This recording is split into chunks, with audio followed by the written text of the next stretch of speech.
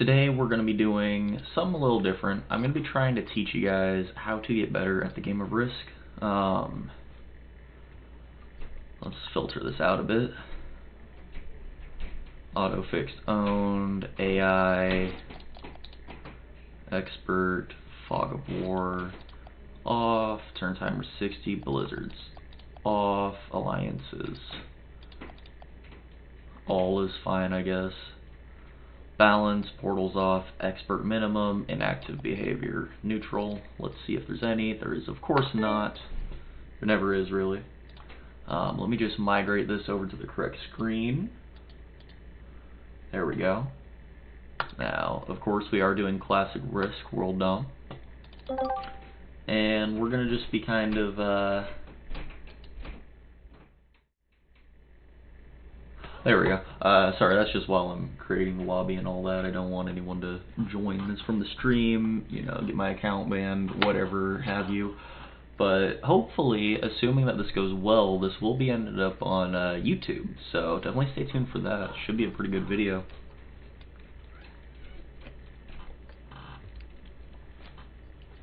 Absolutely chocked full of caffeine. Just bought 6 12-packs of the old Mountain Dew. And get your dew points. Hell yeah. But I mean, that's a really good site. I'm looking at them. I haven't put them in the fridge or anything yet, but having 6 12-packs of Mountain Dew really makes you feel good. At least when you're someone like me, in the consumption levels of deranged when it comes to it. But I've been looking forward to today, I can't even lie. A couple things about the channel. We are going to, in the near future, start uploading more than just Risk onto YouTube. Risk will still, of course, be the weekend upload. Strategic Saturday / Sunday. It kind of depends on what I can do with my schedule. That's weird. I'm looking at my camera hands as it's mirrored. It shows it in a weird way.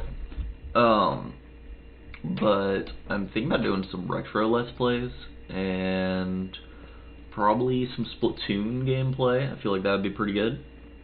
Let me know what you guys think about that, but we are definitely looking forward to this. Now that being said, I'm gonna see who all's online at the moment.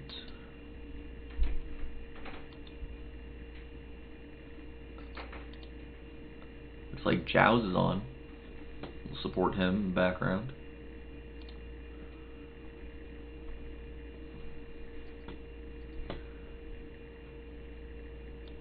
And we'll put that screen over there. I think my mic's going. Yeah, my mic's going good. Looks like it's in the correct zone as well, so that's always a plus.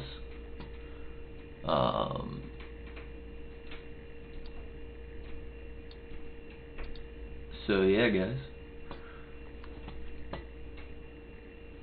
Hopefully we find a lobby relatively quickly.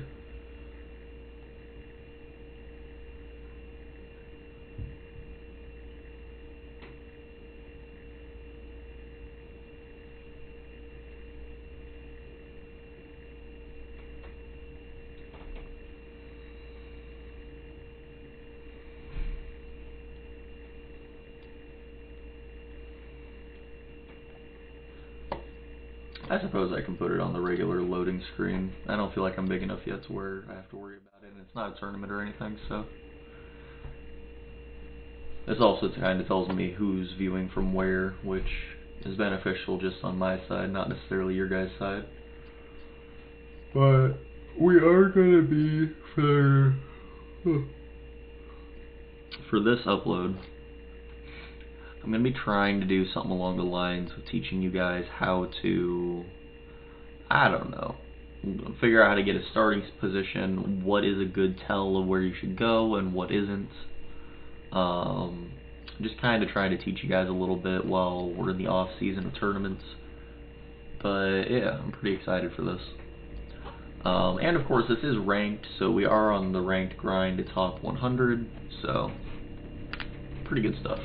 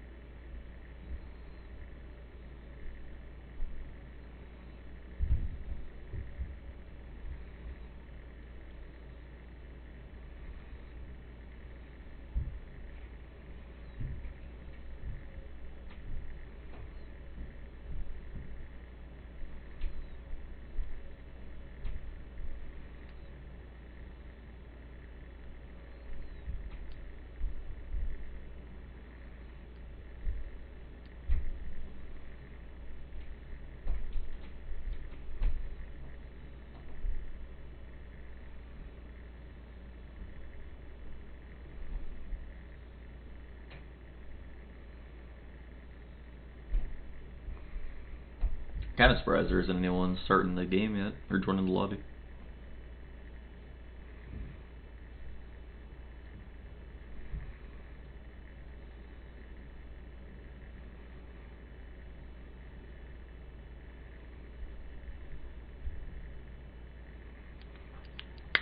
Do need to clean my glasses.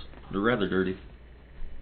It's always weird starting these streams and not having it ready to start, because loading into a lobby definitely takes the longest, and honestly I'm gonna pause the recording because I'm not really getting any good footage at the moment, so I'm just wasting computer space.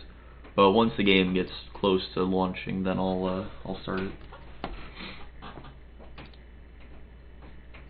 Now that being said, really hoping I can get in a couple rounds, because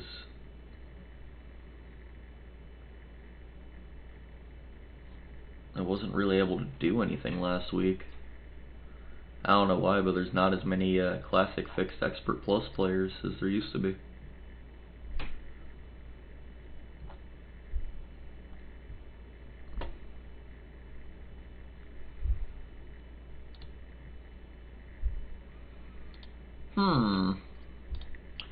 Maybe I could find one. If I just set inactivity behavior to all, would that? No. What could I do? Alliances on all? No. AI difficulty? Really? So there's not really any settings that I can change that would help me on my current grind, so that's alright. We'll still just create the game. Hopefully people will join, we'll see. What do I have the minimum on? Expert? Okay, that's good.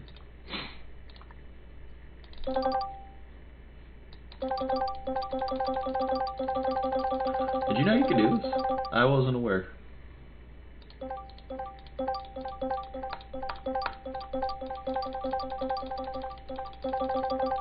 Mario Kart noise, kinda. We'll shoot, guys. I don't know why it's so hard to find a lobby. I need something. I gotta have something to teach you guys for a video. See what Jowz is doing.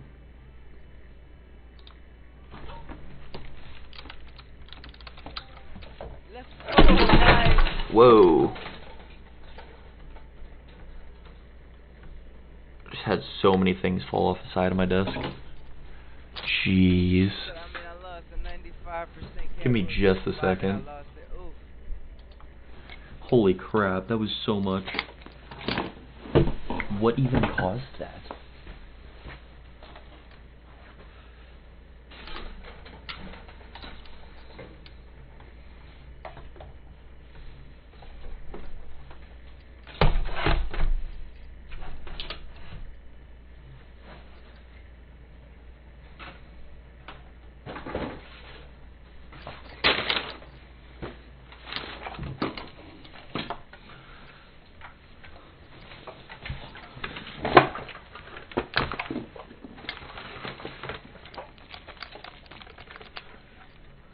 Alright, now it's looking like we're getting some players. I don't know why I had to go away from the computer for that, but hey, whatever works, I suppose.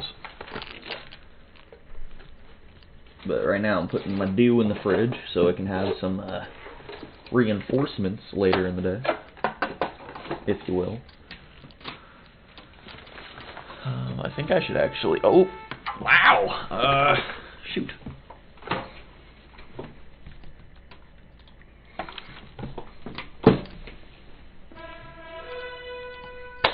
Welcome, guys, to the episode in this video where... Let me redo that. Welcome, guys, to the first video in my teaching series where I teach you how to play Classic Fixed Risk. This is the first entry in the series. Definitely not my first video. Something to note right off the bat, we did have a bot out, so where the pink bot is not going to be our best fortune, which is right next to us. Oh, that is lovely. So what I want to do with this video is I want to teach you guys how to pick your starting position, and I also want to teach you guys where not to go for. So, a couple things to note. If you look over into Australia, you'll notice black has a lot of territory down here. We do have a 3, which is a lot for the Australian position to start. But considering no Australia, no win happens, and this person already has almost a give on it, we're not going to go for that territory. Blue's best position here would be to go for North America, which they're probably going to be doing, which they might be contested by black, I'm not sure. Black is in a really good position to start. Our position that we're going to be going for is Europe. Hopefully, I don't get my stack slammed by the pink bot, but I probably will. So, how about an alliance for now? Yeah, I'll always take an alliance. So, gonna make that a 5, and gonna make that a 5. So, I think my best bet is to just try and get value out of something externally and try and maintain a strong force up here. Because the bot's gonna hit me, I'm pretty sure. Unless it hits the 2, which we'll see. So let's just try and get a little bit of value over here. If we get it, it's a great first turn. And we'll migrate from Kamchatka down to Mongolia. So the bot is neutral, so we probably could have an easily defended position here. AI activity is neutral. Kind of wish there was a semi-automatic function, but that's not too big of an issue. So why am I going for Europe? Well, it already has strong presence there. The bot is obviously going to be a lot of troop mass to get rid of, so it's not really worth it to go for Southam. So there's only a couple of continents that I can go for, which are Australia, down here, Europe, and North America. North America being the best one, of course. Looks like black did not manage to get their easy take. So we're going to hope that the orange player also tries to go for Europe, but we'll see on that. Reason we're going for Europe, it is the second biggest bonus on the map, tied with North America, only trumped by Asia. But the odds of us holding Asia are not... Wow, he just slammed that bot. So Africa will be a position that's available. So there will be 2 not-haves of this game, and it's going to be our entire mission to not be one of them. We are allianced with yellow, so we'll give them a heart for that. Looks like orange is going to also be going for... Yeah, orange will be going for Europe as well. So we gotta watch out for that. They do have more troops than us there. Doesn't look like the black player is gonna let us get our 3 out. So we're not gonna be in the best position for a while. This may be actually a situation where it's best to be a not have. But we're just going to stack on our troops for a while and just kind of make sure our presence is known without being too much of a threat at the same point in time.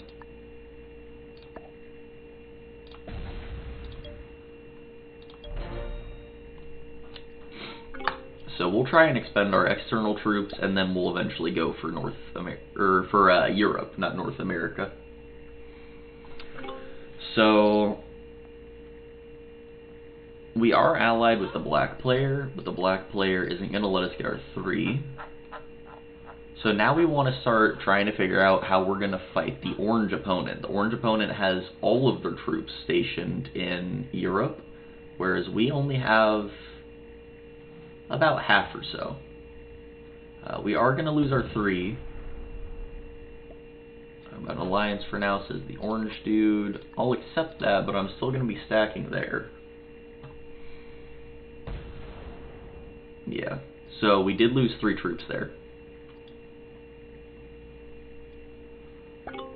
So our whole plan is just to stack in here and hopefully get a good trade at the moment, because we were here first.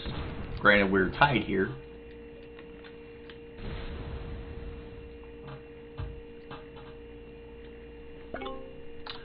Yellow has a very interesting playstyle. I'll give them that. I think they're giving blue a way out for the moment. Let's see. We are alliance with everyone. I don't think I sent a single proposal to anyone besides the black player. I'm sorry, but I need to attack your territory. I don't support this. I'll let you deal with the bot, and then I'll leave my troops strong. So it looks like blue will have an easy take on North America, so they will be the strongest player in the game by far.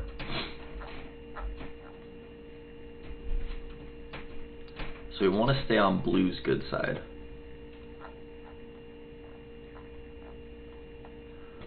Looks like blue's fortifying. We're just going to do 8 and 8. And then just kind of keep our defenses strong is mostly what we're going for at this point in time. Attack my territory if you need to. Yeah, I don't need to.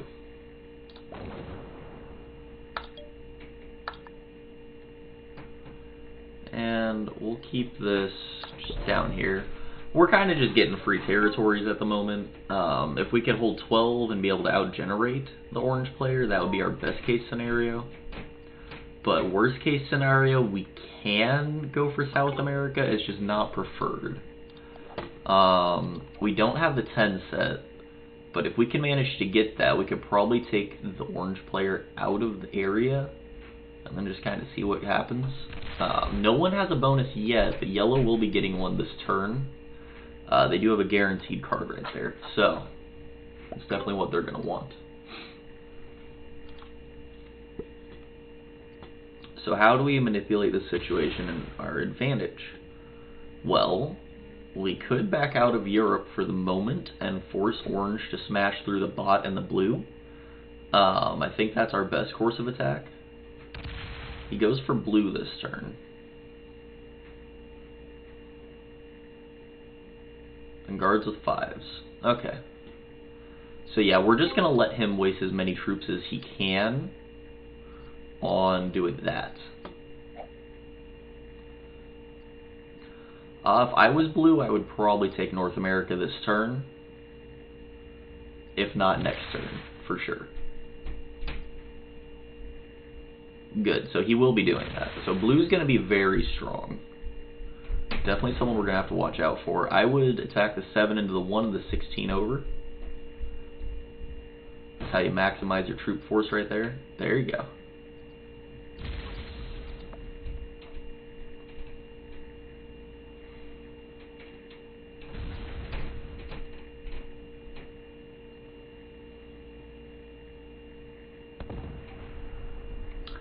Something tells me blue isn't attacking slow because they actually are attacking slow. I feel like they're fake slow attacking. That's just my hunch. Whether it's true or not, I could not tell you.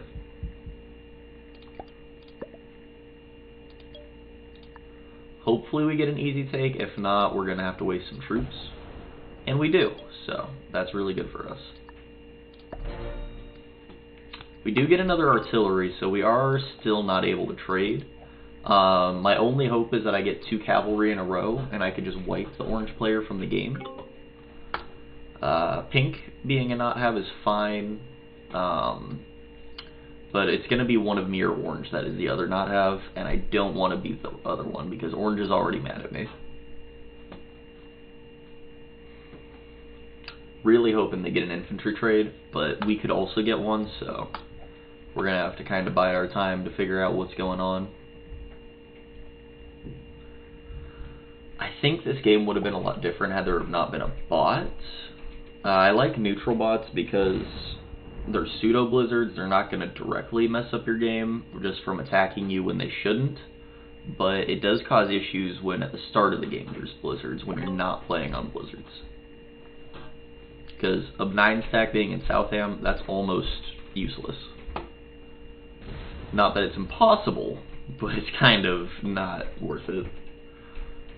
We do have roughly the same amount of troops over here that that the orange player does. So, do they go for the pink 5, hopefully? We see it happen. So they lose 4 troops. That is good for us. So, how many troops do they have across the board? I think we put all of our troops against their 10, because I highly doubt they're going to try and smack that. And then migrate 2 over. Yeah. We will want to put 2 troops here, though. That's the only downside. So we're going to do something along these lines.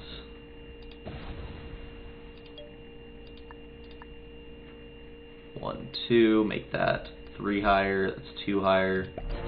That should defend us for the moment. We do have a cavalry set. If someone can smack the orange 2 here, we should be able to get the elimination and be fine. We don't really have another choice though, so that's really our only option. We do get attacker's advantage, so something you can keep in mind is when you're forcing someone to hit another opponent, attacker's advantage can be huge. Pretty sure from this position, blue hits the orange player. I think that's their only course of attack. Unless yellow does something crazy. So yellow's going to hit the blue too. So yeah, blue has to, well, no, blue could hit that black 1. So that means we can't eliminate the orange player. Which kind of sucks, but it's just something we're going to have to live with for the moment.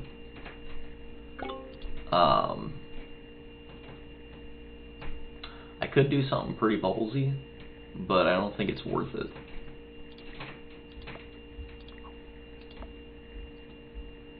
Would you hit that orange 2 for me?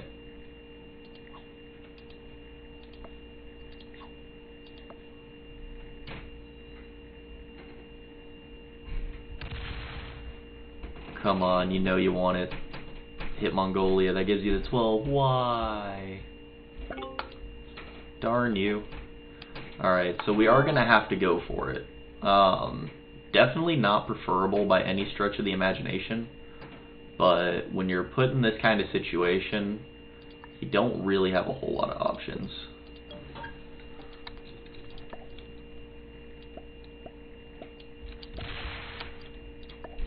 Is that 100? 93.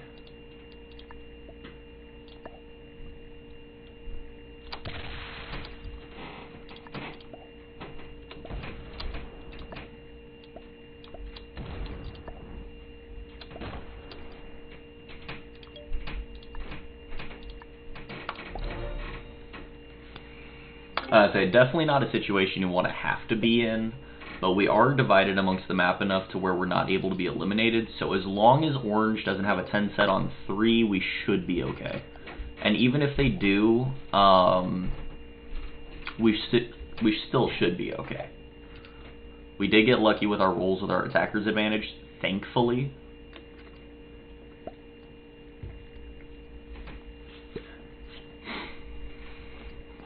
We hope to see black attack the orange player, attack through the pink 6.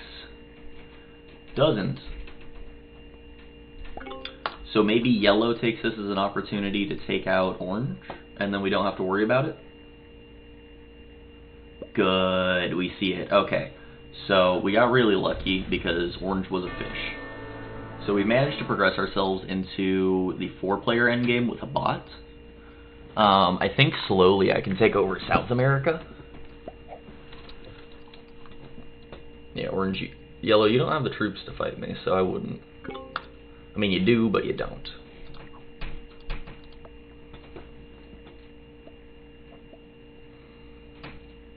And he's hard guarding here, so I can work with him to be a good ally. We'll do the Middle East Ukraine play. Favor to mine, if you can be allies with Northam and Africa in the European position, you're about golden, and there's no one in the South American position to break through, so realistically the only player I have to...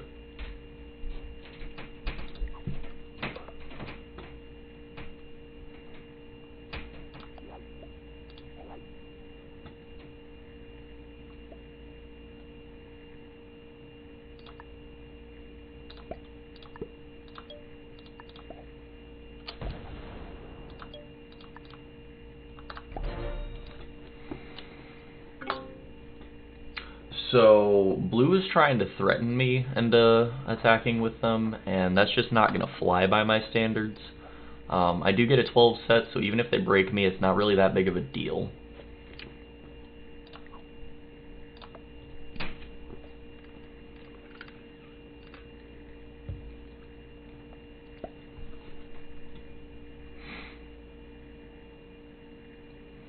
So as long as the black player doesn't go for us, we should be okay.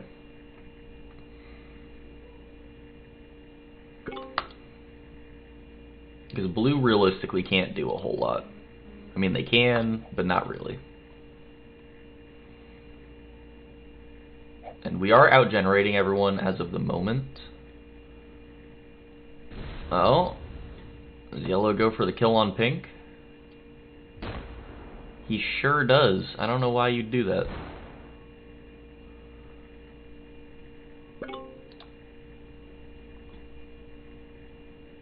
So we're going to go to the 3-player endgame.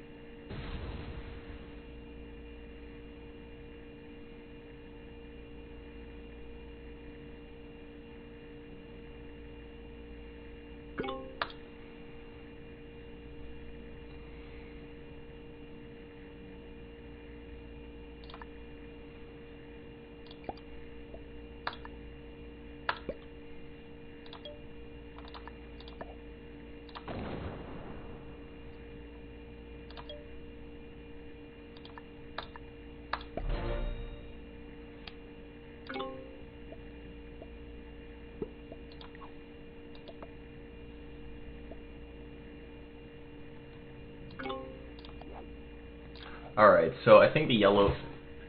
This isn't chess. How are you, QC? Does it say chess? It shouldn't. Teaching fixed classic risk. Oh, it's in the chess category. No wonder why I haven't been getting viewers. I was like... Normally I at least get like 5 or so by now. Thank you, Mr. Moderator. I appreciate that, noob. This is the risk category. Whoops. I'm doing pretty good. Loving my new job. Got a good position in the game. Life is good. Once I can cash out on Twitch, I've decided what I'm going to do. I'm going to get the green screen, and I'm going to get an AV to HDMI adapter so that way I can start making classic retro Let's Plays. We'll give a heart for yellow.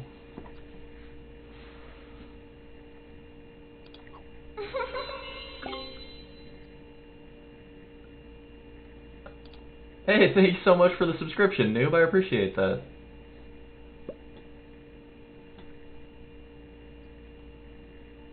You're currently on a 2-month streak. My god, you're a menace. Absolute legend. But, so how does that work, by the way, while I have you here? Is it like, does it auto-renew it, or do you have to manually do it, or does it depend on the person? Because I'm not familiar. I haven't subscribed to anyone without being... I have a lot of subscriptions as gifts that I get from just watching so many people constantly, but I've never actually paid... yeah, at the current point in time, I'd say that's the move to make. Make that a 37. Attack there. And attack phase. Yeah, we'll do that. I would like to get these troops in, but I feel like black's going to kind of fight me for it. You can choose to auto-sub or manually review, but what I understand is that if you actually sub, it is auto-renewed. Oh, gotcha. Well, that's cool. But anyway, when I do, speaking of subs, because that just helps me get closer to this goal, I'm thinking, whereas if it's a gift, it's manual. That makes sense. Because I don't think I was resubbed to Mallory, so I might actually just sub to her manually because I really like the raccoon emotes, and I mean, helping her out is cool. So, you know.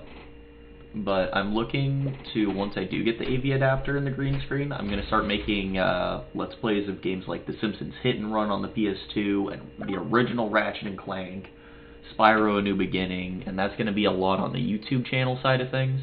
And it will be streamed, and I will still be doing my Risk content for sure. Risk content will be my weekend content, and then my Let's Plays and stuff are going to be for other days.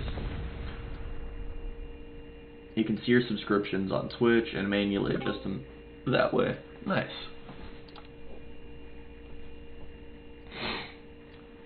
Alright, so, for those of you that are watching on YouTube, we have to find a way to press our advantage, which I think the current way that we do that is we just let time pass a little bit. And we kind of grow a troop lead over some people. As long as yellow doesn't hold 12 territories, we'll be okay. It kind of sucks that blue has it, but we're going to try and work with blue to fight the black player eventually. So this is a keen example of knowing when to press your advantage. Because something I could do is I could hit this 25 here and black wouldn't be able to retaliate. Granted, now I couldn't hit it because it's that, but... And then they would be screwed here because they have this much of a wall, but that would also put me in a really weak position as far as yellow and blue are concerned. Now, something I will say, since blue did the threaten position earlier on me, I'm more likely to work with yellow in the endgame, so definitely keep in mind when you're doing that, you will be creating enemies for the future. Yellow's been a good ally the whole time, I haven't had any issues with them, so... all things equal, I'll go first and second with them. These settings are, of course, on Global Domination on World Dom, on the classic map, Setup Auto, turn timer 60 seconds, AI difficulty is Expert, ranked, of course. The card bonus is fixed on Balance Blitz, and the rank is Expert to Grandmaster. So why do I do Expert to Grandmaster? I find that anything intermediate and lower has a lot higher of a chance of sewer slide slams, to put it lightly, for the YouTube algorithm. And that really can mess up your games. So I always do Expert Plus, which also, if you're a Grandmaster, doesn't make you lose points if you get second, which is a very huge thing, because getting only first to be able to gain position in the rank leaderboard, that can be kind of difficult, but getting first or second, that's double the opportunity, so you can either be like Arco, or... hold on. You can either do the Arco strat of going for second, or you can try and maximize your points by getting first. I do kind of wish they would put it in for the system. Ooh, blue's going to have to hit an 11 of pink. That's going to be juicy. So black is actually playing their position really well.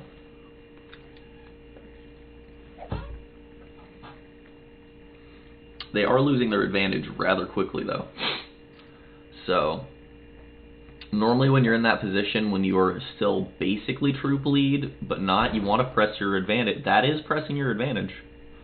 I don't think that's the player I'd have chose to press it against, but that was really good for me, to say the least.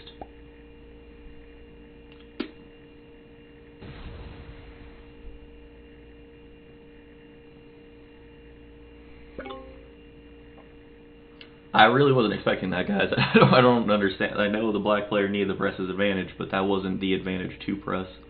Because now he just gets his external troops eliminated. Yep. And blue has a really good external position, while also having a lot of territories, which we can't let them have that many, but we can do this. Black has a couple cards. We're going to make black either card skip or hit the pink player.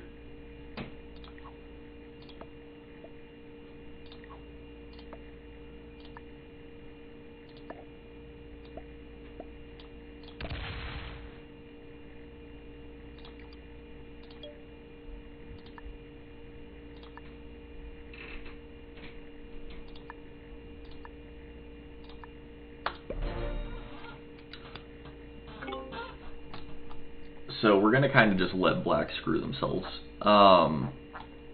They were right to press their position, but pressing your position on a player that has the advantage over you overall is not the one to go about.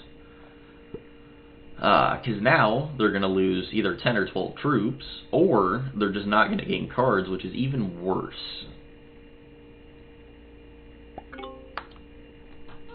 So they're card skipping.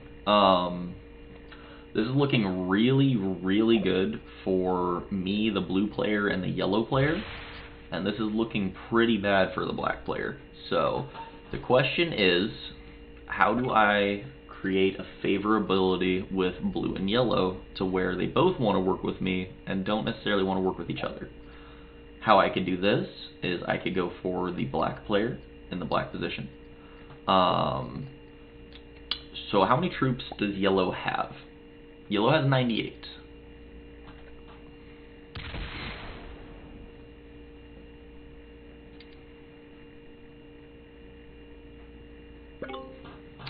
I don't really have a way to press my advantage on yellow. I do have a way to press an advantage on blue though, so either way I'm generating less troops than the both of them right now, and that is not a situation I want to be in.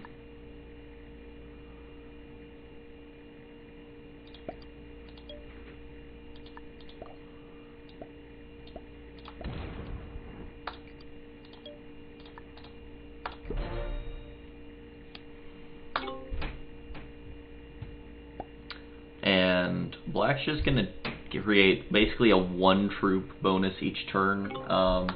Not really where I'd want to be in their position, but it could be a lot worse, so we're going to have to kind of see how this plays out for them. I think they're just going to card skip forever, which really isn't in their best interest, but at the same point in time, putting yourself down to only 20 troops makes you a really big target. So he might have to wait for a while to do that. Only thing that sucks is he will be losing a troop per turn. So he's realistically only generating 3 troops a turn still. Or 4 troops a turn? It's 2 plus, yeah. So he's only generating 2 out of the possible 5 troops per turn from Australia, which is already pretty small considering the rest of us are generating at least 8. But I understand why he's doing it. He's really in a bad position here though.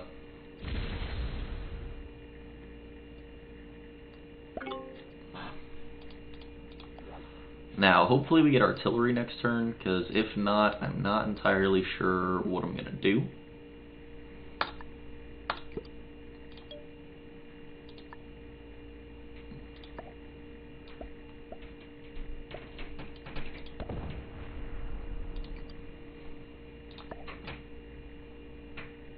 So he wants us to attack pink. We'll roll on pink.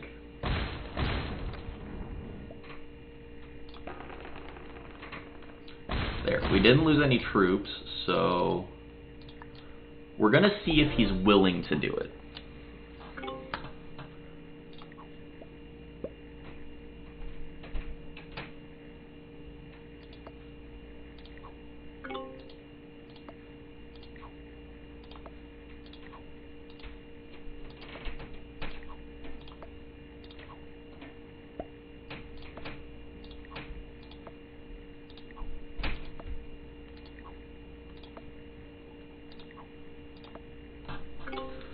So this way we're trying to figure out if blue is really willing to... I'm sorry, but I need to attack your territory. Why?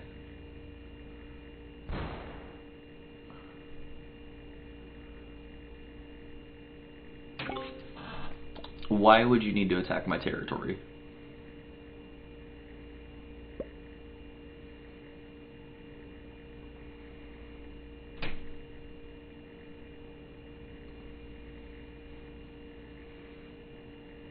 Best case scenario, I can convince blue or yellow to fight the other.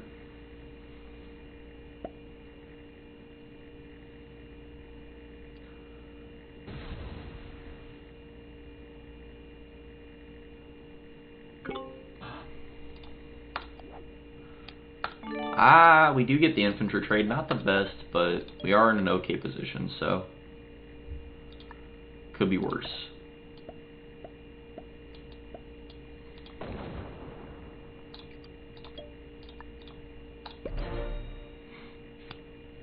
And we have the cavalry trade next.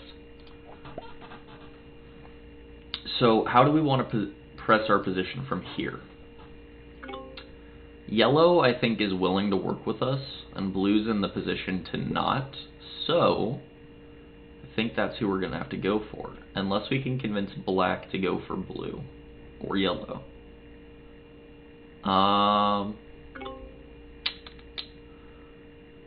Issue is if I attack the blue player, which I could eliminate them right now if I wanted to, then I think yellow overpowers the rest of the three of us, so we lose. So we're going to have to kind of figure out what the best course of attack is here.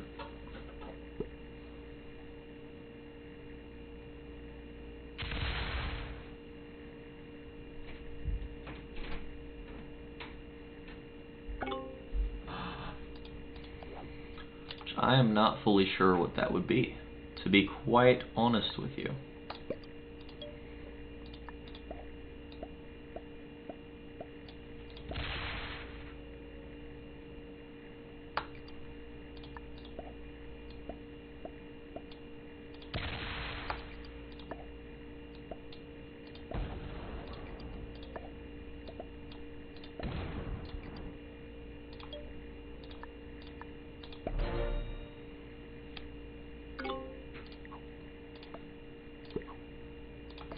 Alright, so this is kind of a way to trick the opponents. It's like you're opening up the board for them while not.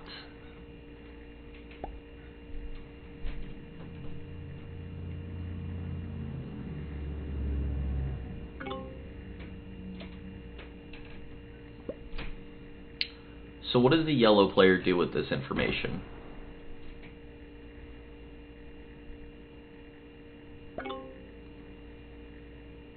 He doesn't take it. Interesting.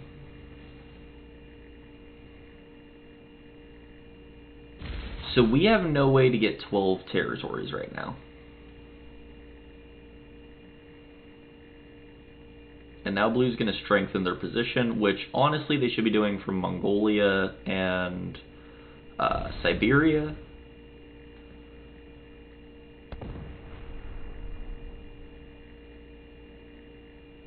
So blue wanted all of that back, I guess. So basically nothing changed.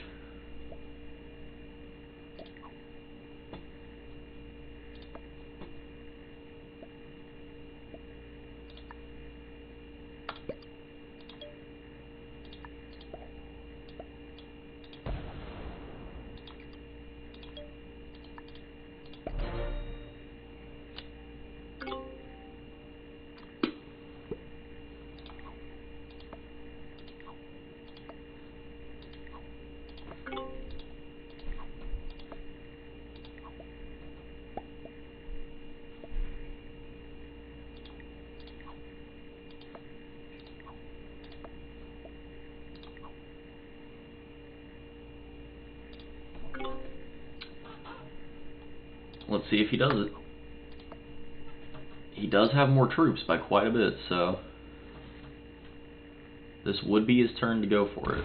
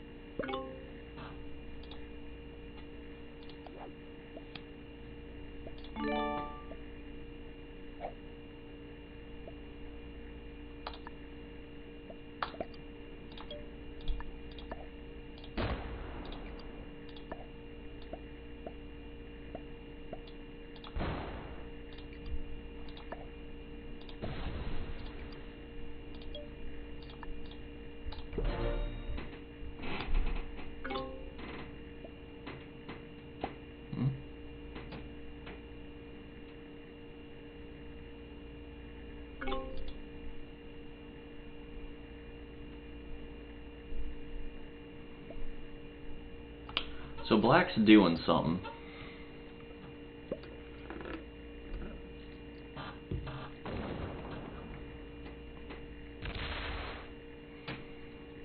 So black just smacks the blue player.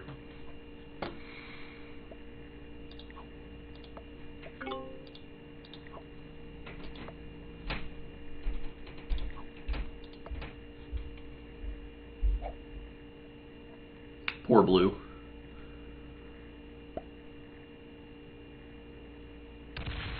So here's how we can manipulate this in our favor, right? No, he doesn't eliminate him, does he? No, he doesn't. Okay. So we can manipulate this in our favor by fighting yellow and sparing blue.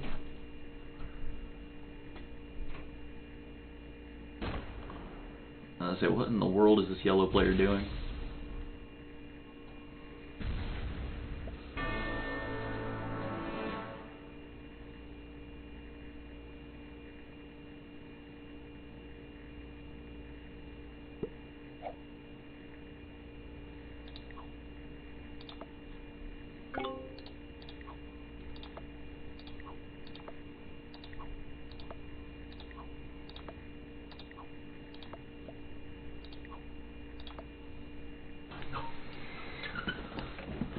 Listen, bro, you smack him, I'll smack him too.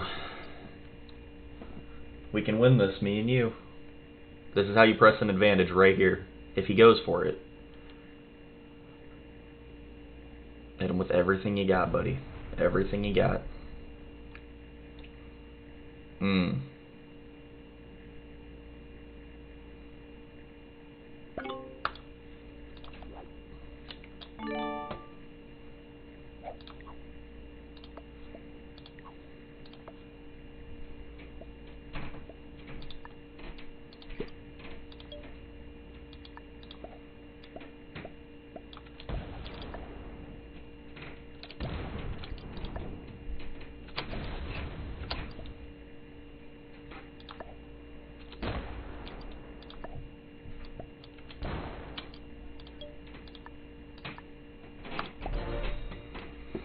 Alright, so this allowed us to keep some territory and also not take the bonus. This also allows yellow to have 12 territories, which means it's favorable for them. So now we have to convince them to fight blue. How do we do this?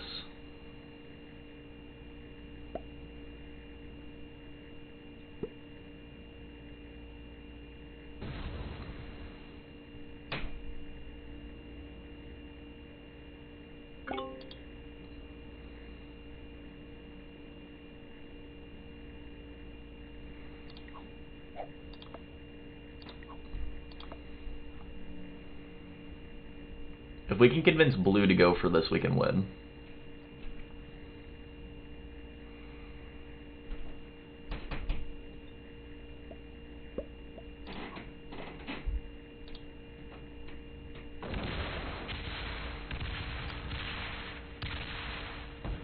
Whoa.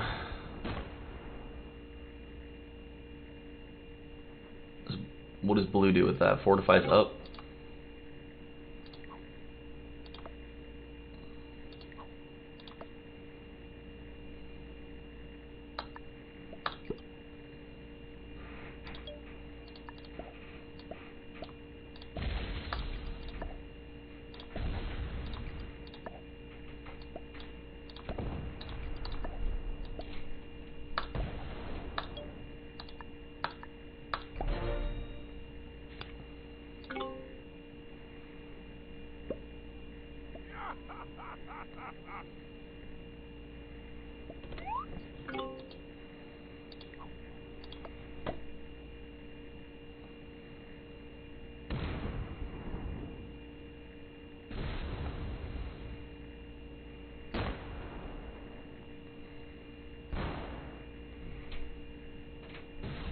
There is the chance that blue slams us right now.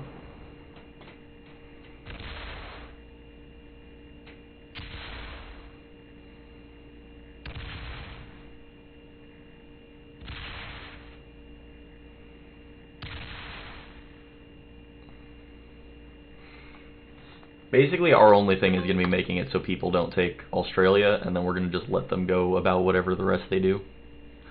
Normally I don't like to play like this, but tell you what, yes.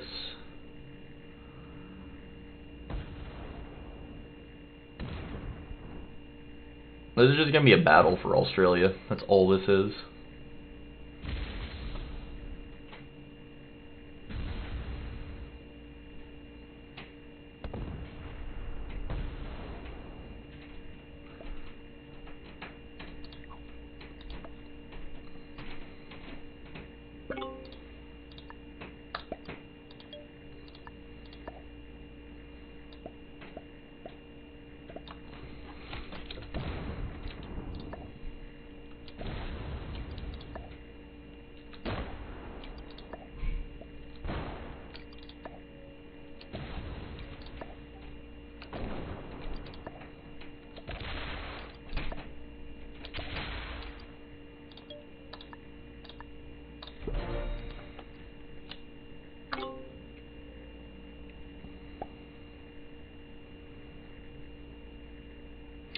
This guy is saying really like I'm just going to let him have an extra 2 troops per turn. Like, come on, bro. Clearly that ain't going to be happening.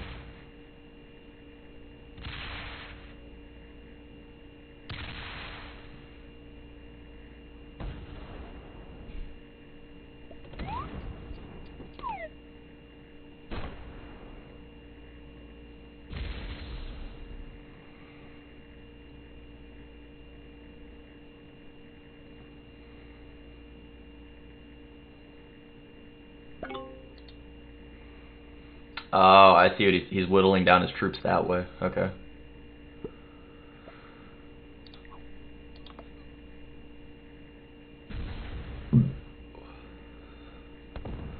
Bruh, what are you doing?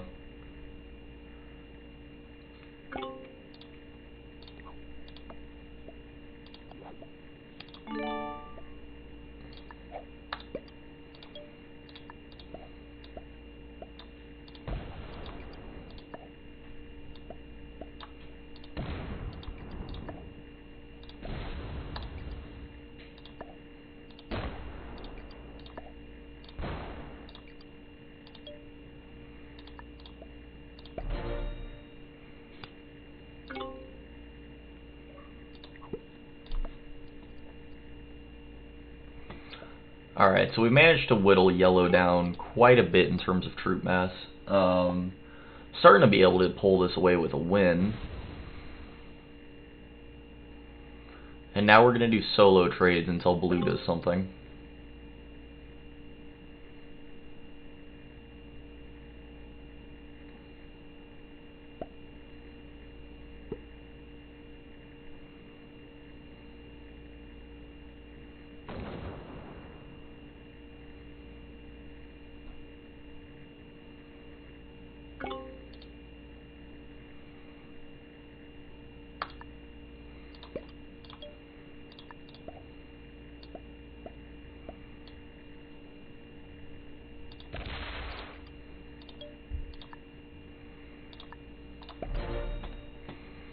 Alright, so how do we press our advantage from here?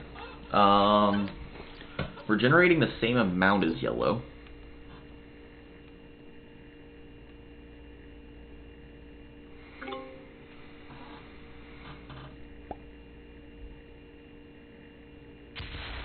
He did open blue up. That could be dangerous.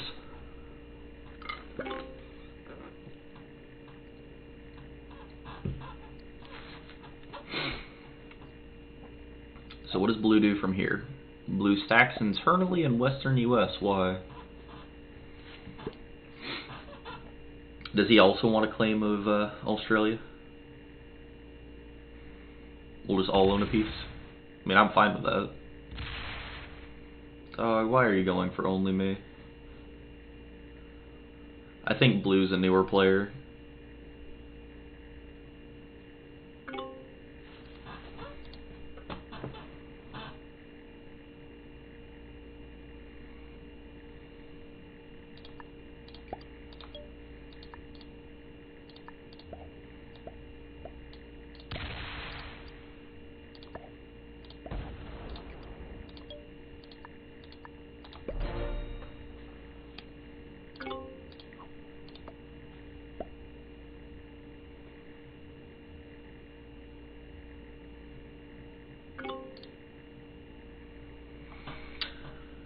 So basically we have to figure out how to convince yellow and blue to go to war, and we'll take whatever side is most advantageous at that point in time.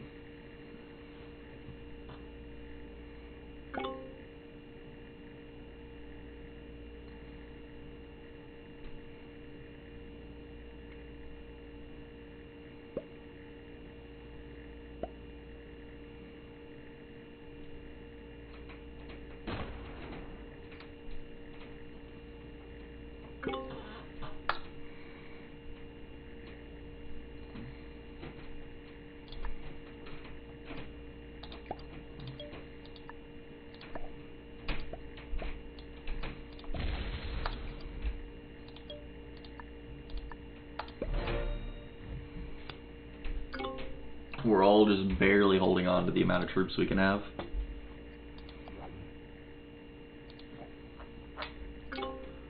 So how do we press our position from here? Well, we're 31 troops down from yellow, and we're about,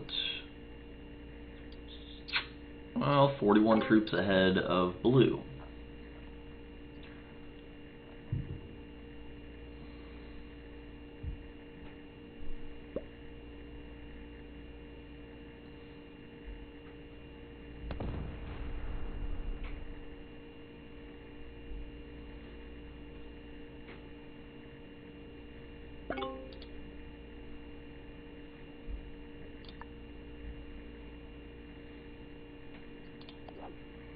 Let's do it this way.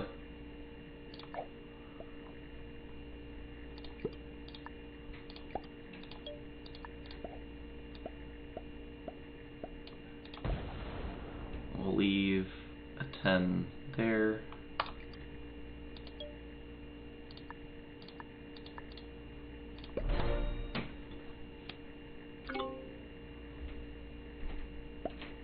So this should solidify us having at least the amount of troops that we need.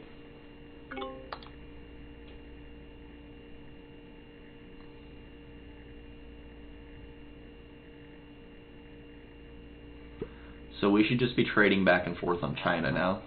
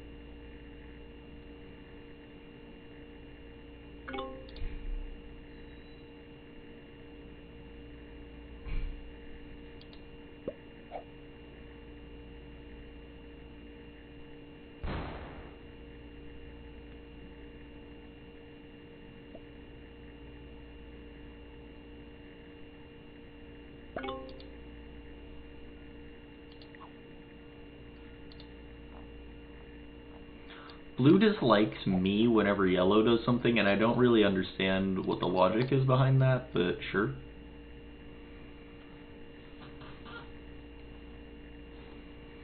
Odds are we're going to have to go for the blue player sooner than later.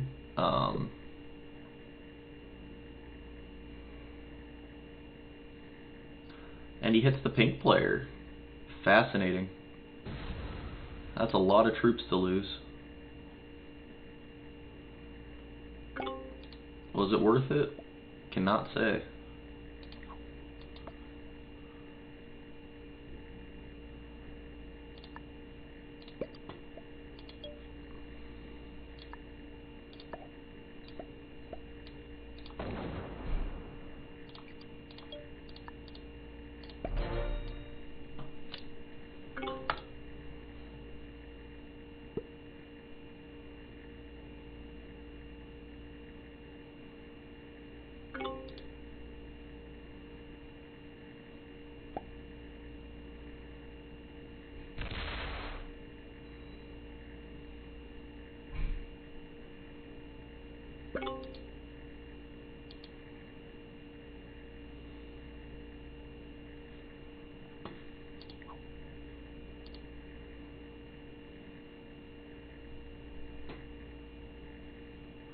Looks like yellow might be lagging out a bit, which means if we kill blue, we win.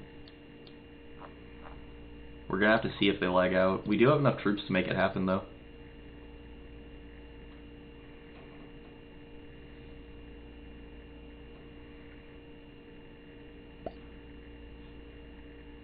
Does he break yellow?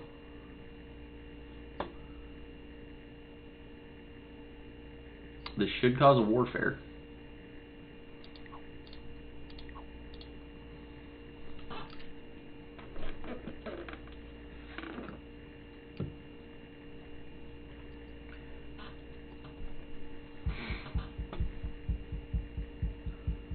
Fascinating. Big trade? We do have a big trade. Cool.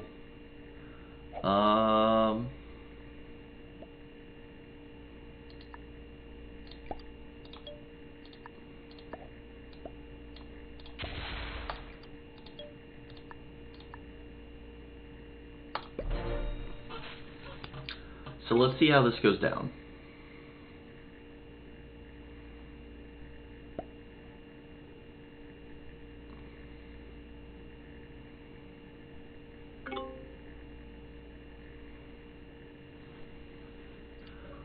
If blue was to slam all their troops into yellow, I would just give them second. Just to be clear. Oh, he opened blue. Oh, he's going for blue. Maybe not.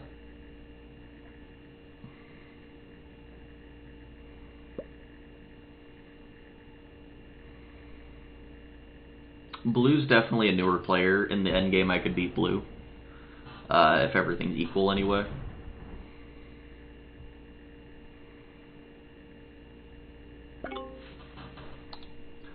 Looks like blue wasn't too pleased with that.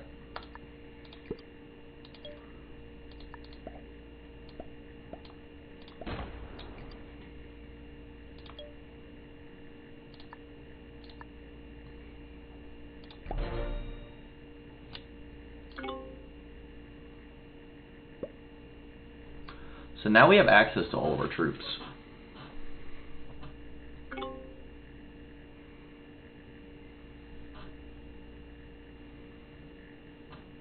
So what does yellow do?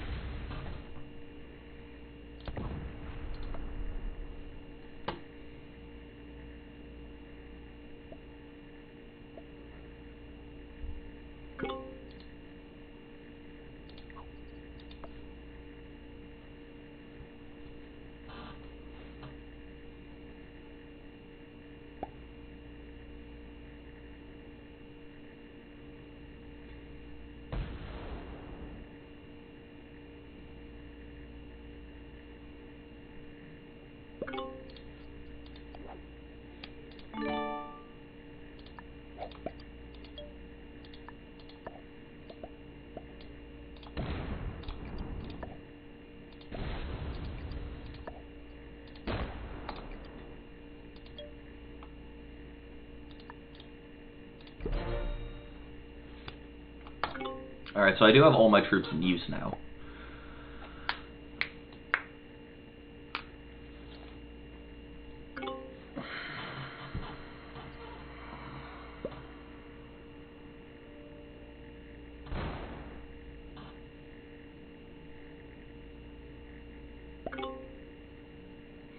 I'm over here desperately trying to hold on to 12 territories. Meanwhile, these two over here are holding on to almost 15.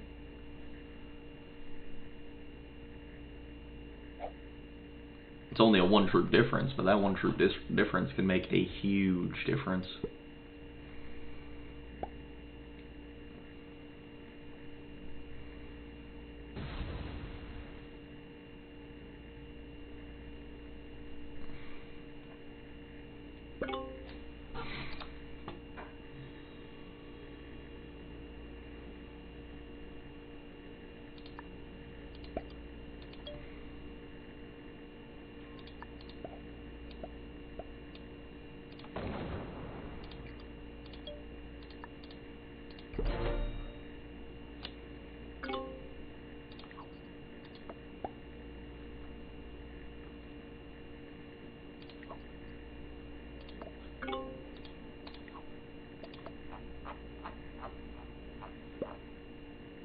Listen, bro, you do it and I'll do it. Do it. Keep going.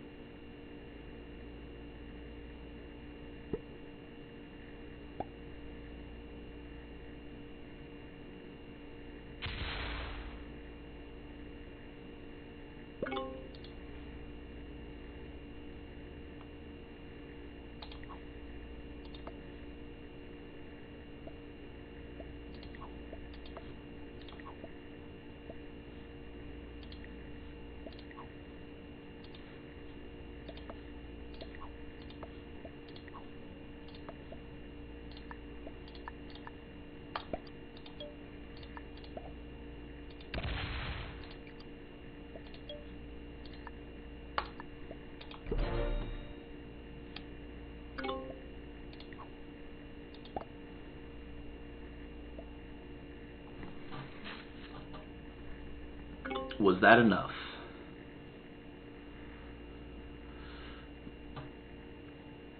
Making the first move is always dangerous, but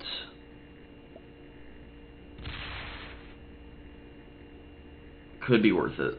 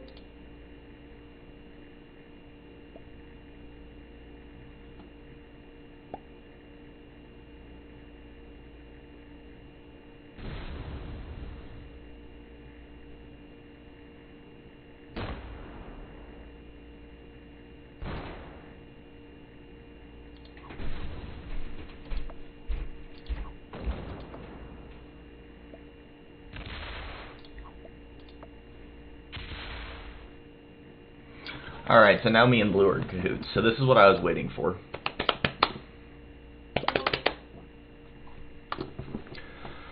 Come on, bro. Smack him with your troops. Just absolutely obliterate this man. Go for it. Go down. Keep going. Keep going. Keep on chugging.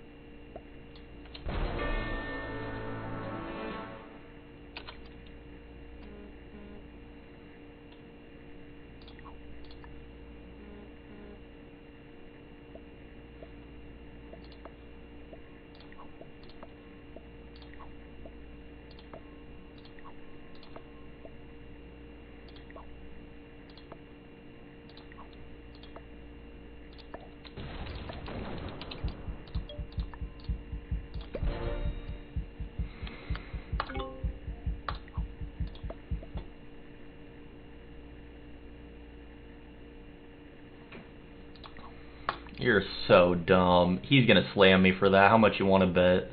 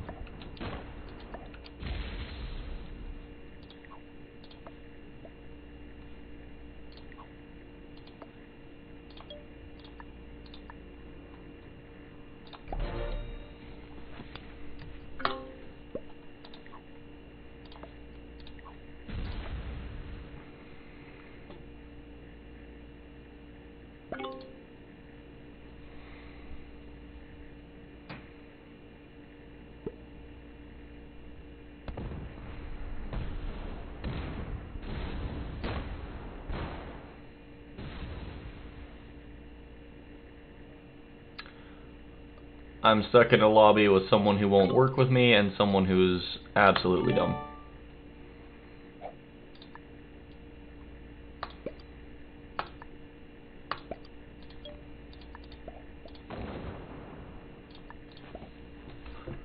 Dog, you don't get to have the whole world. It's just not going to happen like that.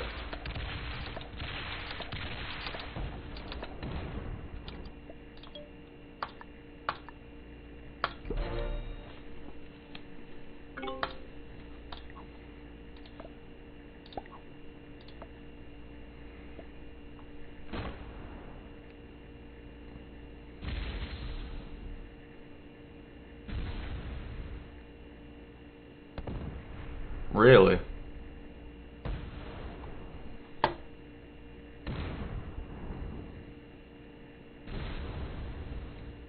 Really? I'm so confused. What's happening right now?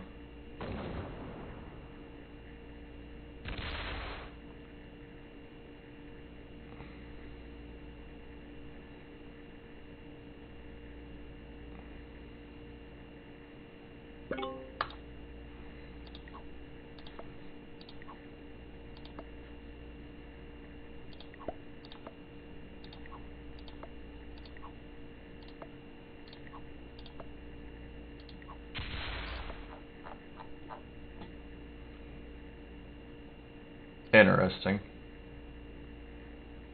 He did nothing.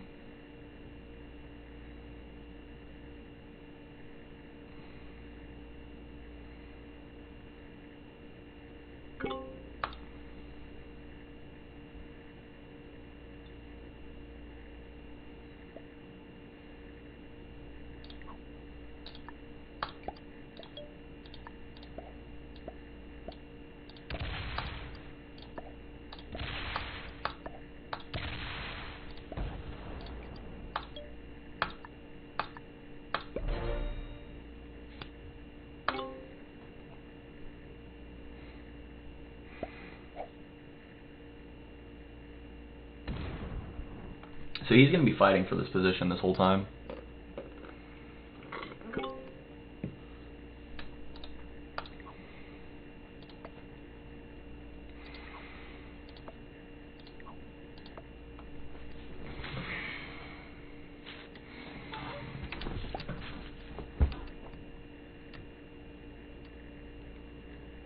That's so not what you need to do. Blue's gonna screw us both.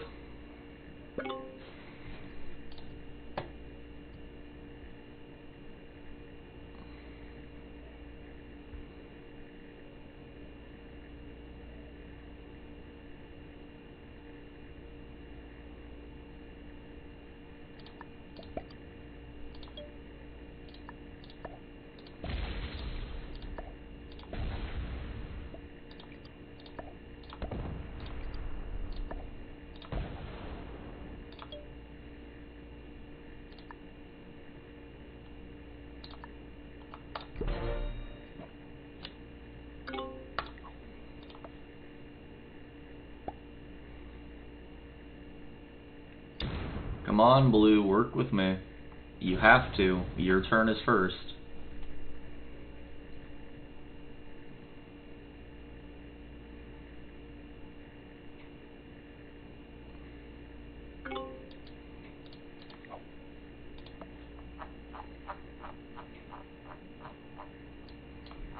Come on, bro, do something.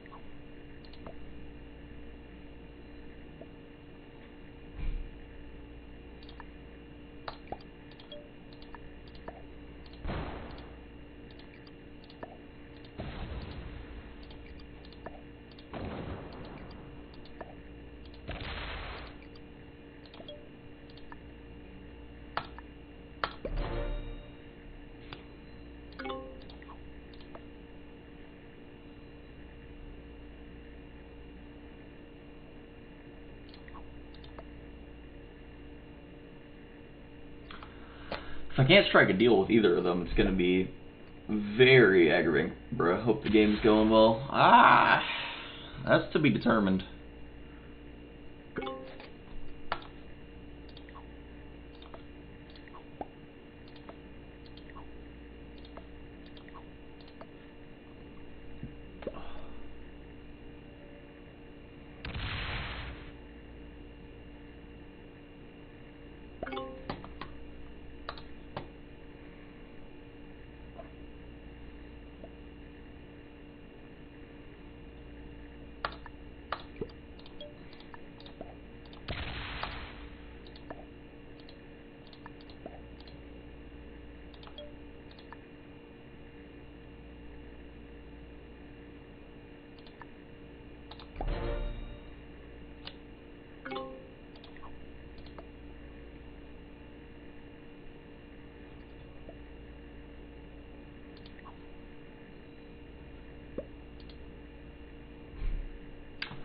Is he gonna go for it? I'm gonna say, he better not break me.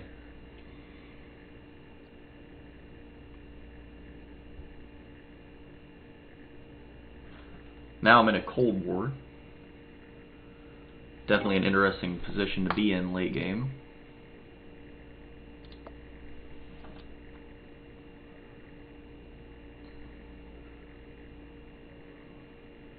$360 troops versus 251.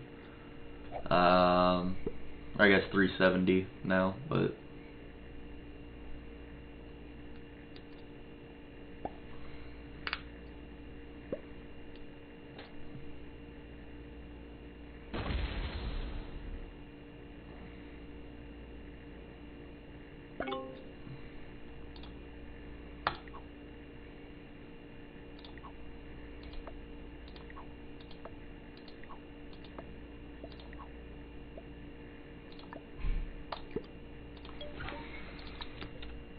so I need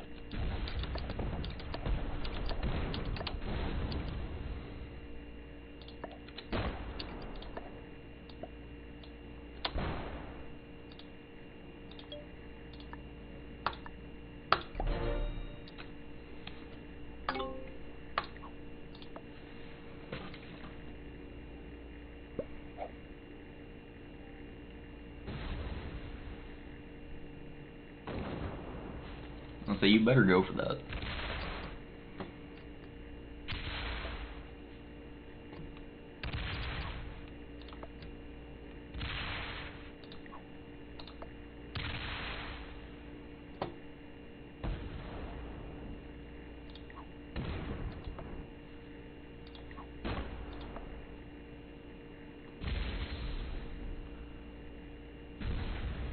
Does he have enough troops to... He might just have enough troops to beat me. He does. Oh, but he's locked himself out of the kill.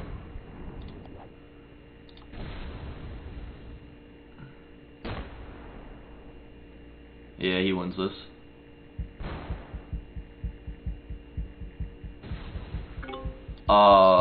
You're lucky.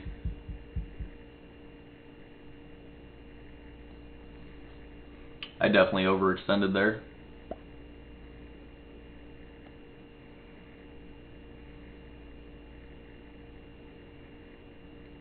Well, I suppose this probably won't go on the YouTube, sadly, but it's a good lesson of how many troops not to attack with. Definitely pushed my advantage a little bit too hard there, but that's fine. You know why? Because now we get to kill blue.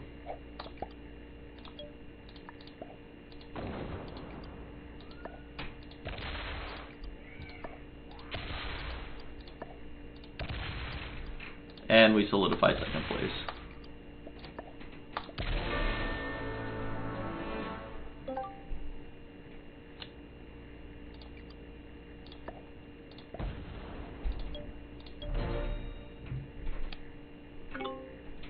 Win some, lose some. Well, the good thing is, since I placed second, I do still gain rank points, so it wasn't a complete loss. Just not as much of a win as I would have hoped.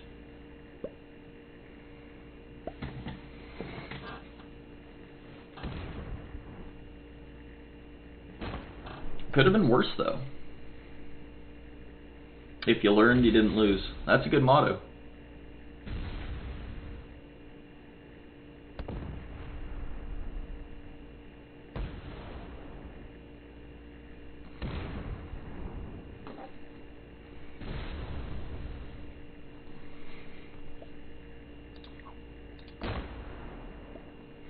And as always, by the way, did you read that book yet? Which one? I have a lot of recommendations at the moment.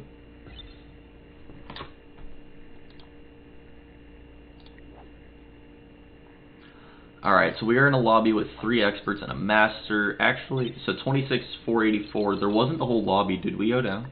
26,484. 26,688. So we did go up still. So that's good. From 948 to 831. So we went up about 100 placements just from that one game. That's actually really good. I'd count that as a win. Went up 110 placements out of 948 to go up. That was awesome. It's definitely a harder game, that's for sure. But we're going to see if we can't get into another lobby, and hopefully I can demonstrate what I'm wanting to for the YouTube video for you guys.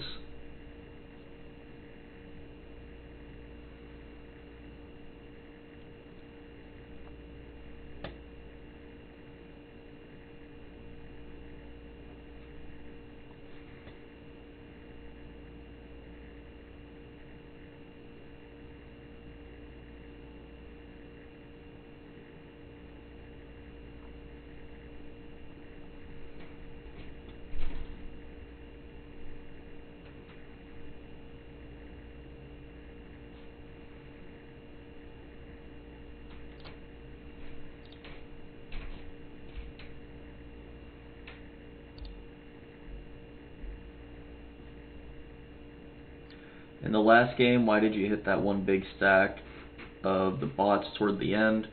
It was supposed to be to show good faith to the other players that I wasn't directly going against either of them, but neither of them saw it that way. It works a lot in endgames, but it's one of those things that doesn't work 100% of the time. But if I was to hit yellow, yellow would have just slammed me since they were next in the turn rotation. And if I was to hit blue, I would have to have hoped that yellow would have attacked the blue player when yellow wasn't really working alongside me.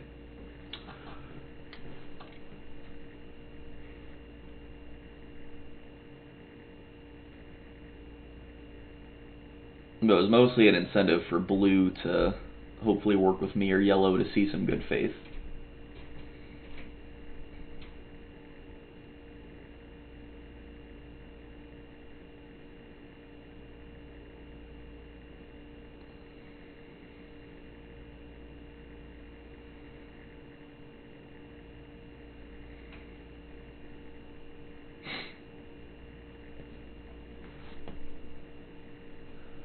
So weird. I swear, whenever I end a game, the second it's over, I lose like half of my viewers, and then somehow they all join instantly when it boots back up, and I've never understood how they know. When blue held 3 continents, North America, South America, and Africa, why did you break both NA and SA? I feel like that ruined the attack you both were doing when you had yellow cornered in Australia. So I can understand why you thought I was trying to break both NA and SA. I was trying to have a second bonus and let him keep NA and Africa. That's why I told him to attack my territory after that, and why I only put a few troops down in SA. Is a symbolization of, hey, I need 2 bonuses if you're going to have 2 bonuses. But blue held a lot of the world, but was about 1/3 smaller than you. It's still never good to let your opponents gain advantage on you, even when they're working with you. Normally in Grandmaster play, you'll notice that in that situation, 10 times out of 10, you both would get a second continent, whether it's South America or Africa. It has to be one of the two, because someone having 3 continents when you have 1, even if they're your ally, puts them in the winning position always. Because then I'm in the position where next turn I have to attack the yellow player and put about as many troops into him as he would have left after killing him. But you could have taken Africa. I most certainly couldn't have. He had a 174 stack in Africa, or his big stack in Africa, rather. I think yellow was, I'm mixing up 2 players, but he had his big stack in Africa. He had it on, what is it, North Africa. Otherwise, I would have preferred Africa if I was to have my choice of any continent.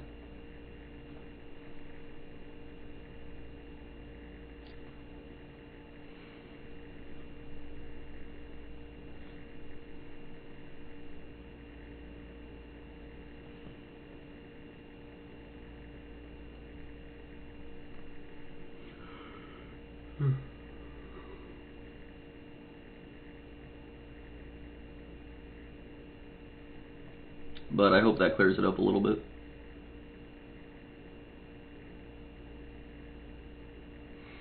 Also, Archimedes, which book are you referring to?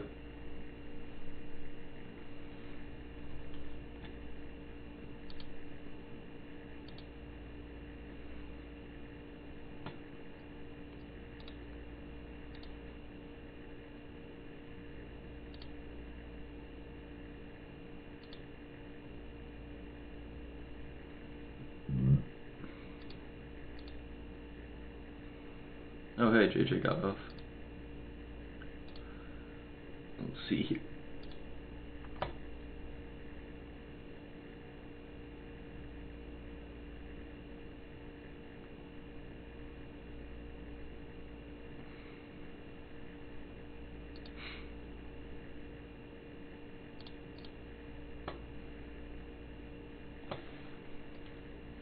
It's always so hard to get a game going. I don't understand. It used to be that these would fire off in like a few minutes because it's just classic fix.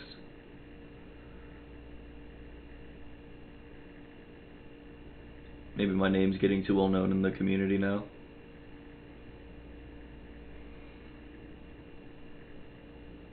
Especially with that second round of the tournament. That was brutal.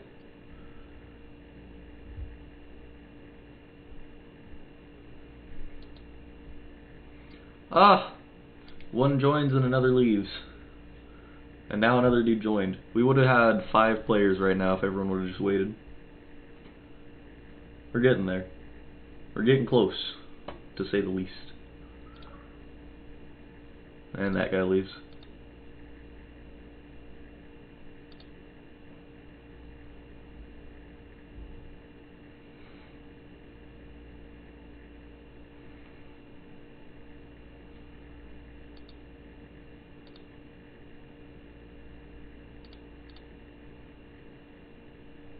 Come on, people. We got learning to do, some teaching to put forth.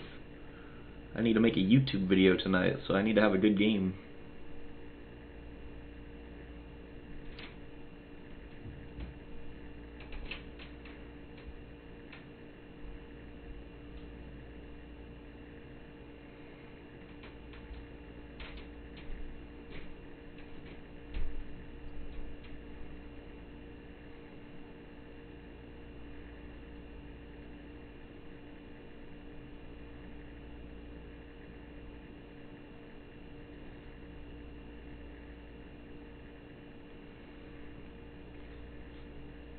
Jeez, Risk. Is there maybe someone else that has a lobby up? Is that why? No, there isn't. Kinda surprised it's this hard to find a lobby. It's not normally quite this difficult.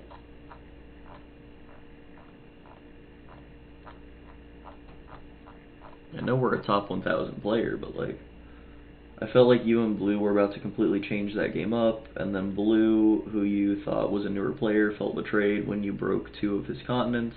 Then Blue turned on you, and the game reset back to you holding Europe, Blue holding NA, and Yellow holding SA and Africa.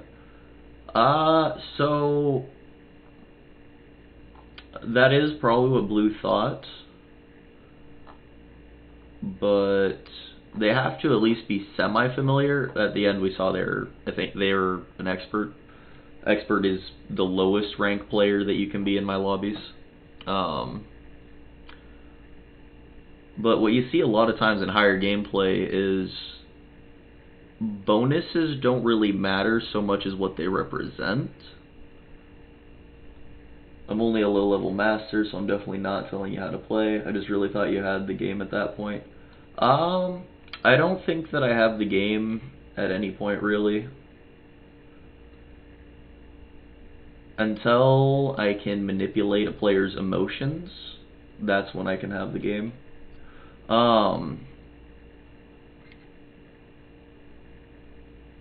Well, actually, if you're a low-level player, we can keep talking about the round here in a second, but my current next YouTube video that I'm making is supposed to be teaching people about Risk. So what's something that you would like to know?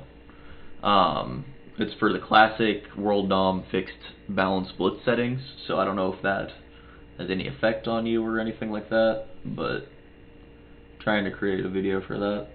You had Yellow in Australia, and Yellow had mostly attacked by Blue. So it's kind of difficult to describe, but the best way I can put it is Blue and I can create an advantage on Yellow, but if I was to let Blue hold all 3 of those continents, they're not only getting the continent bonus from all of those, they're getting territory bonus, they're getting, hold up, I'm getting a commercial now, oh.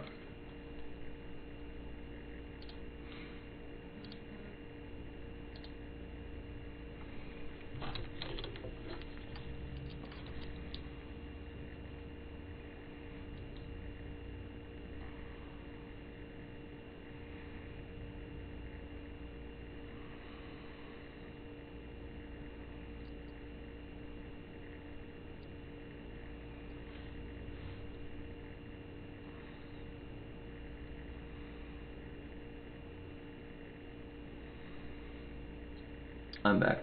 Alright.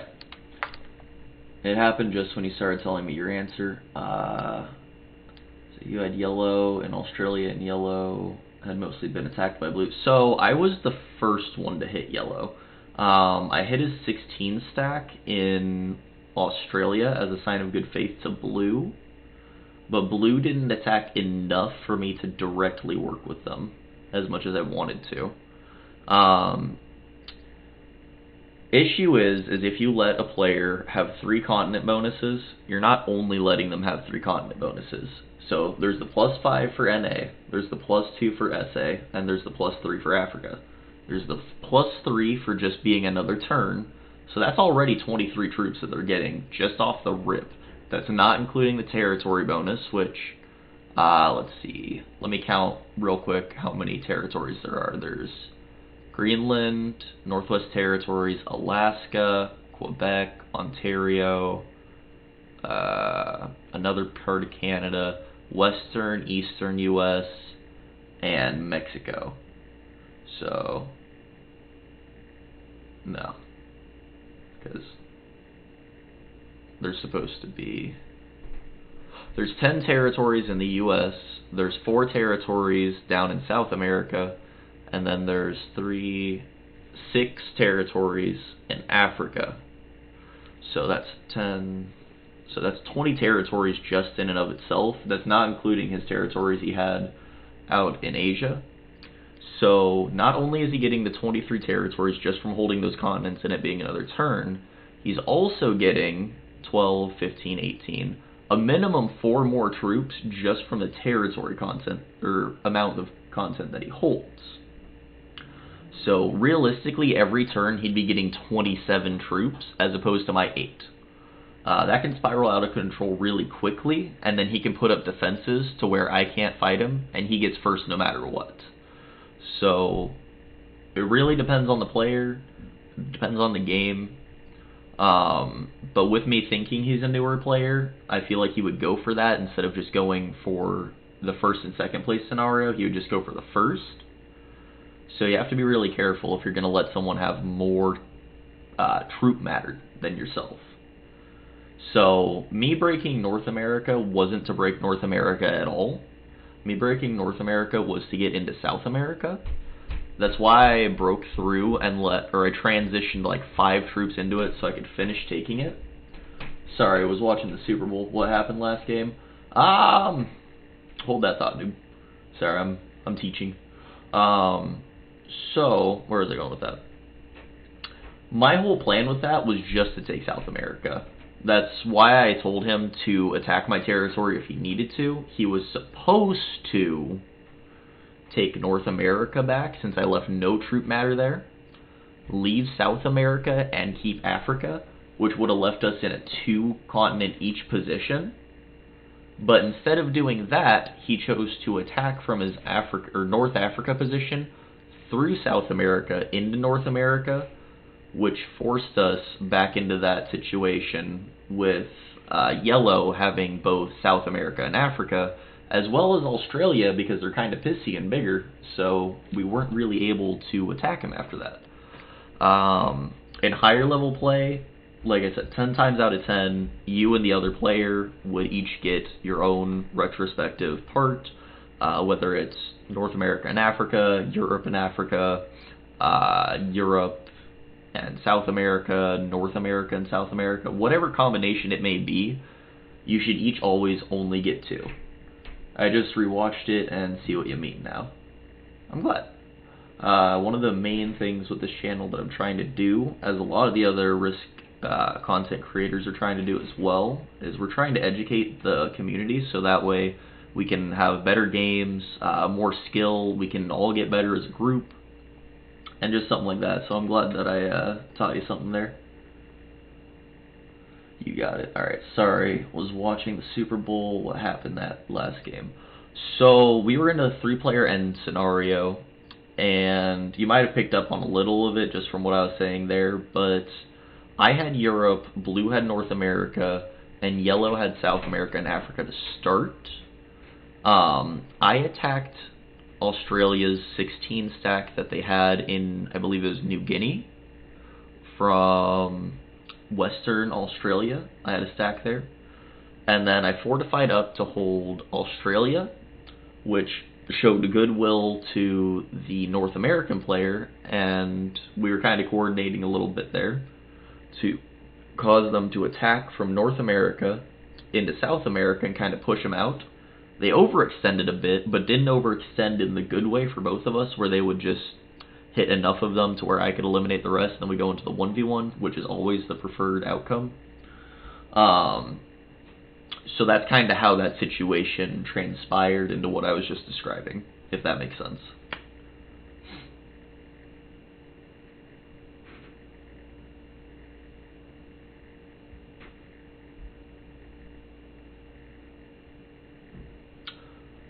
When does this game start? Just whenever there's 6 players. So it should start really soon, because we only need 1 more. The first 4 players are the hardest to get. The last 2 come in like a matter of like a minute, so it should be really soon. Yes, it does. Cool. Cool. Alright, speaking of starting, there we go. Have you noticed the free-for-all points are broken? Broken how? I haven't been on Risk in a minute, so maybe I haven't caught something, but at least in my last game, they seemed pretty normal. So describe what you mean. Maybe I can bring some light to it, or I can think of a way to fix it, or something along those lines. But yeah, let me know. So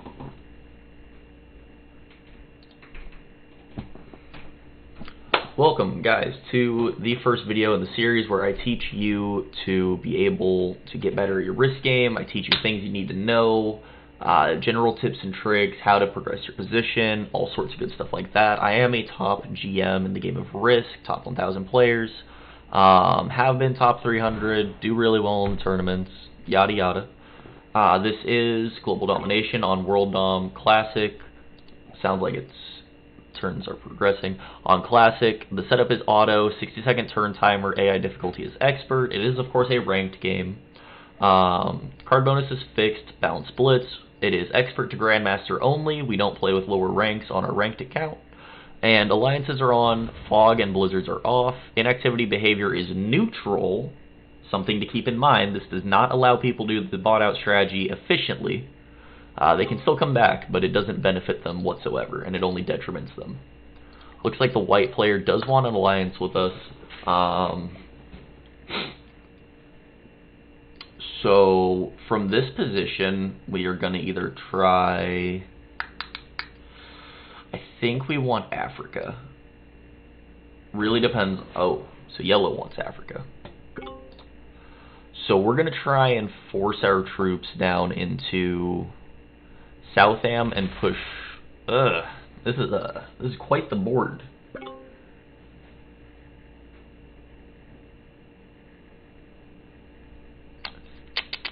How do I want to go about this? I'm sorry, but I need. Yeah, I am well aware that you need to attack my territory, bud.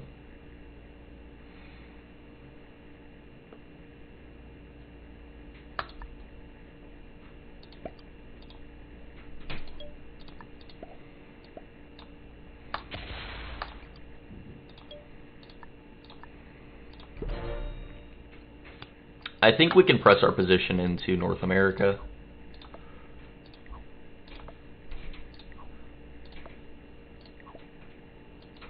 Okay, so he knows what I'm going for. So I will be going for North America. Looks like purple's going to lose quite a bit of troop mass out here. They could get an easy take for Australia, which is something they might go for. So we are going to have to watch for what they do. Hopefully he attacks my... Is he fortifying? No, he's not. Interesting. So purple attacks inward and takes Australia as a bonus. That could be detrimental to us. Alright, so I get wins, but I lose points. I went from Grandmaster to Master. I've never seen that happen. Maybe it was a delayed points change from an earlier game where you didn't get first. Okay, so the way points are added in this game is it happens at the end of the game. So I believe what Circumfectionary was referring to is you probably won the game you were on, but because you had maybe a worse game before that, the points still overall between those two games, with that game finishing later than when you started it. that probably forced your account lower. Even though you got the win, it was factoring in both wins, because it doesn't process it until the end of the game you're in. So if the game you're in before that happens, that can cause that as a result.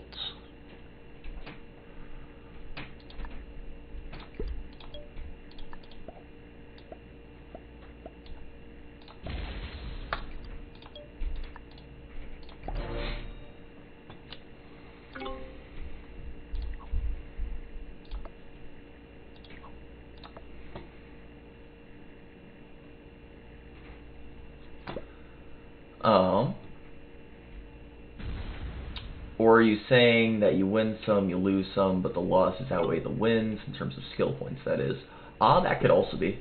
No, I've been winning my games and then losing like a ton of points every time. Thank you so much to Lark Moonborn for the follow, and thank you so much to Sir Confectionary for the follow as well. I really appreciate it, guys. It means a lot. So the only thing I can imagine happening is that it's your games from prior affecting it. Because I've never seen that as a glitch before.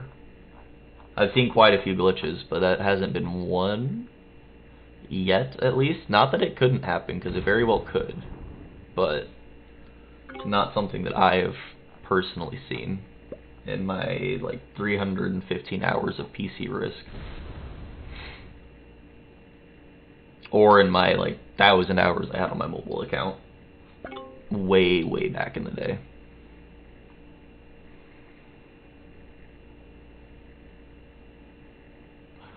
So, what am I doing here is probably what you guys are wondering.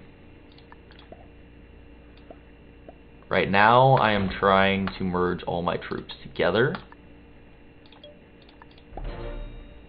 so that way I don't lose any, and I can create an assault on North America, hopefully forcing purple out.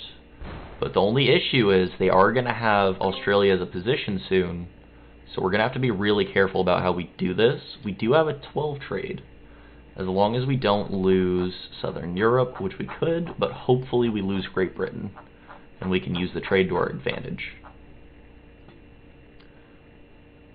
Because what I'm going to do here, don't take it.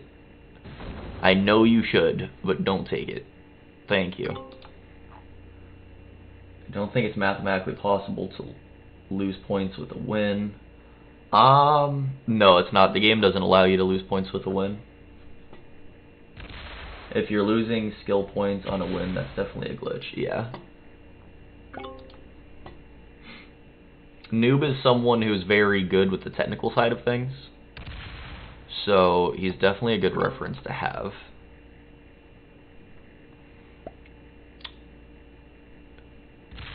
Alright. So here's where we do something that's a little bit ballsy. Alright. We're going to attack a lot on this turn. How much? Probably too much. But that's fine, because we're going to solidify a really good position.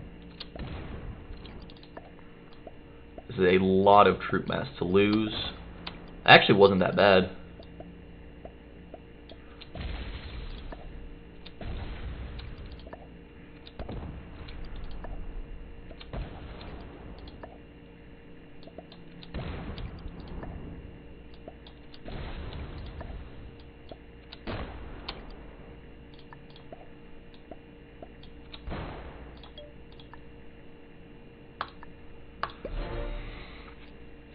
I might even be able to find a way to keep South America, as odd as that may be.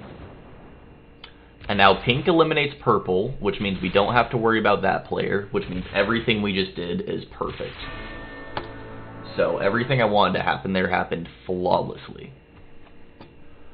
So we're going to be going for the South America bonus next. We do have a bit of troops to generate, so, you know, we'll have to see how that goes. But I don't think orange can take it from us.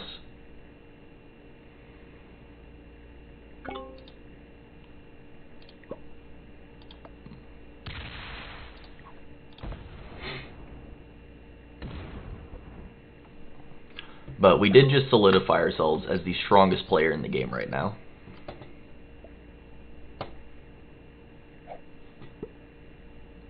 And hopefully we see yellow take Africa. Good. Perfect.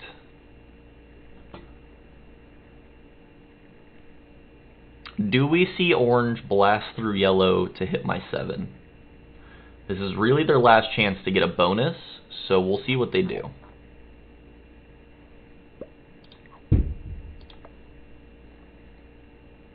We'll throw them a heart, just so that way they hopefully don't slam our stack. I'm fine backing off of South America if that's what orange wants. Is orange going for the elimination on pink? No way. Wow. No Australia, no win, am I right, guys? Jeez. Does he get it? Oh, he was so close to not getting it, too. That would have been insane. Alright, this game's progressing rather fast. I wasn't expecting any of that.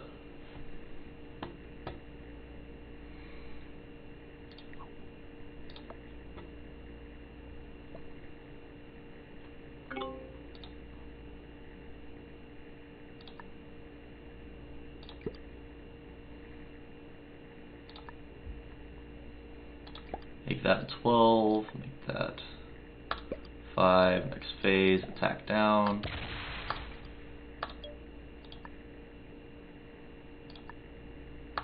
We'll just see if we can hold this.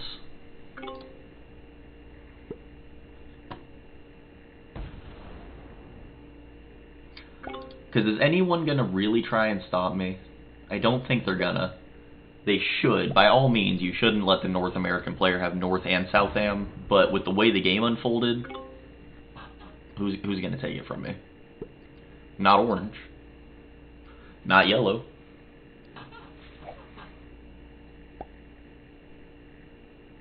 Yeah, this is a mythical game for us.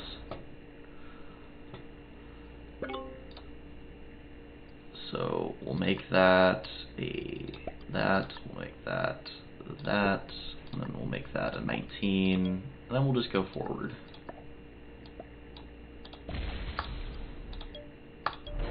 And we're going to be out-generating them quite a bit, so it's really up to the white player to do something.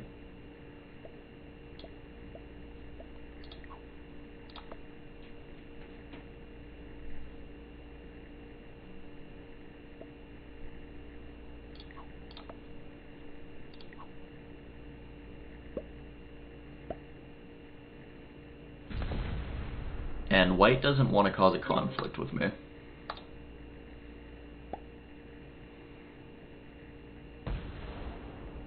Is yellow going for the elimination on orange? They choose not to.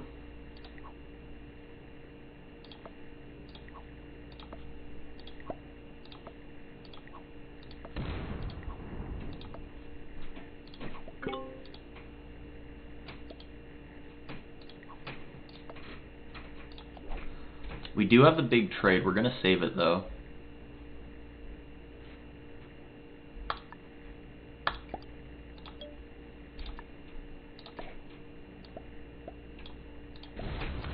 How many is that? Do 6, and then we'll attack forward. And then we'll hold a little bit more territory. And this should be really good for us.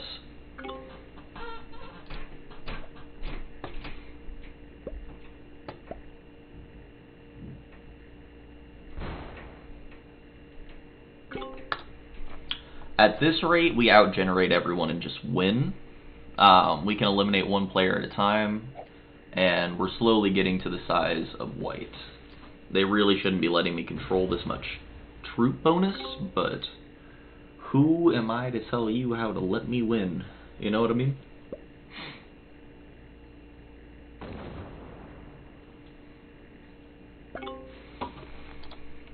And now we generate 12 troops per turn. We're still going to save that.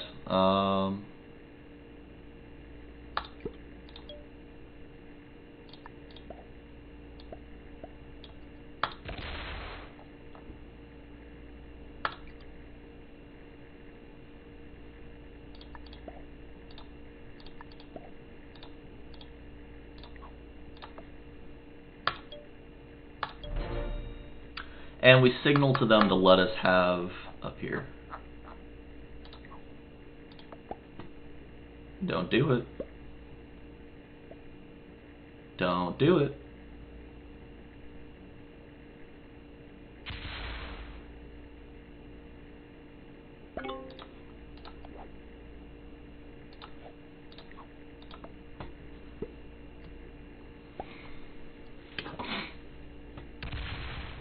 That's fine. I can overrun the white player.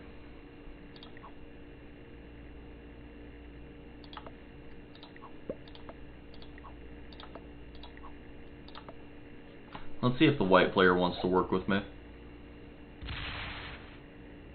Go for it. Do it. He doesn't want to. That's fine.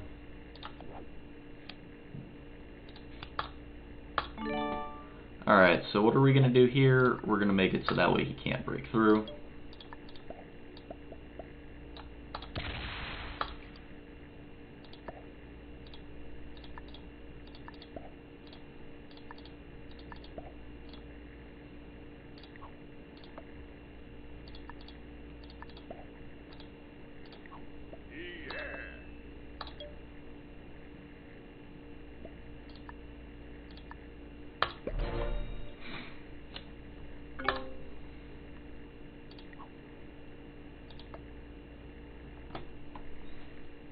That's not the fight you want to pick. What do you mean no? Attack orange.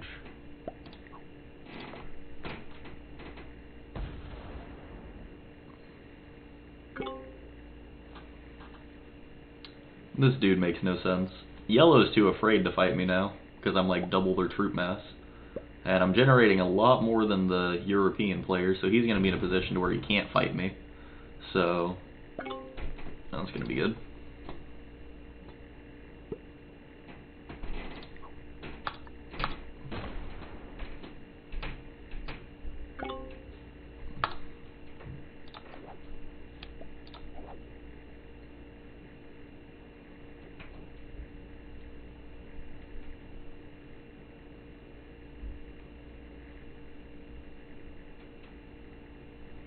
That's fine. We'll do something along these lines.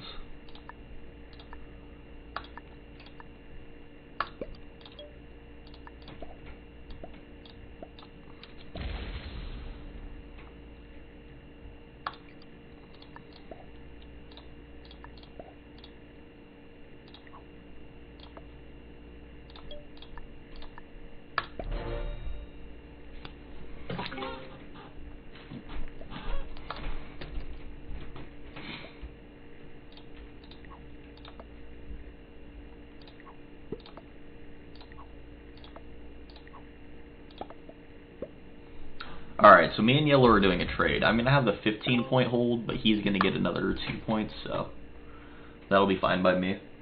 I managed to get to first, so yeah, that's A-okay.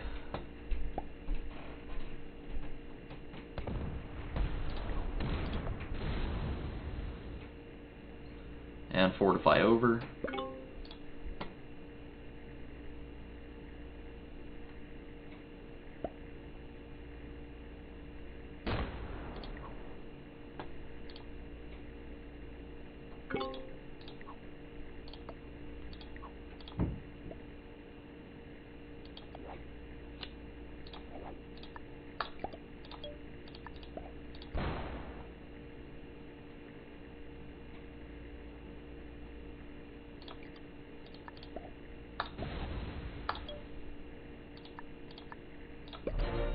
There we go. So we still have our 15.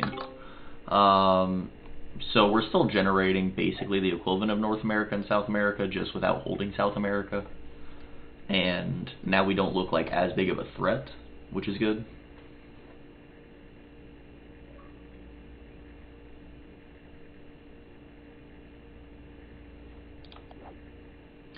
And we do have a big trade. Smart move with Yellow. Oh yeah, big time.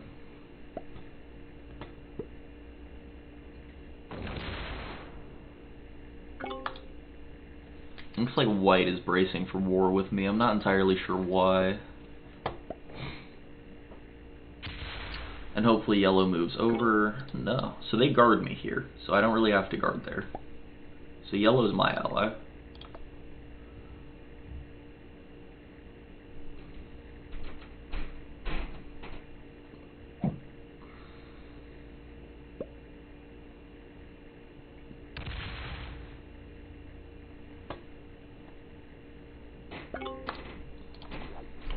So we'll do the 12 trade here.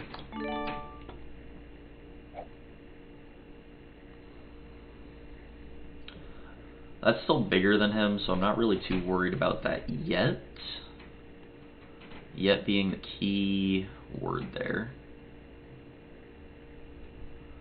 How do I want to do this? Let's do it this way, right?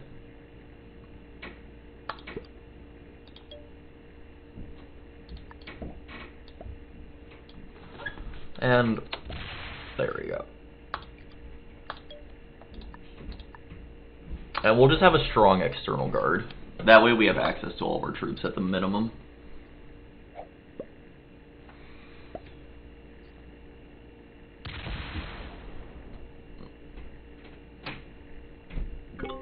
Really yellow, or really white.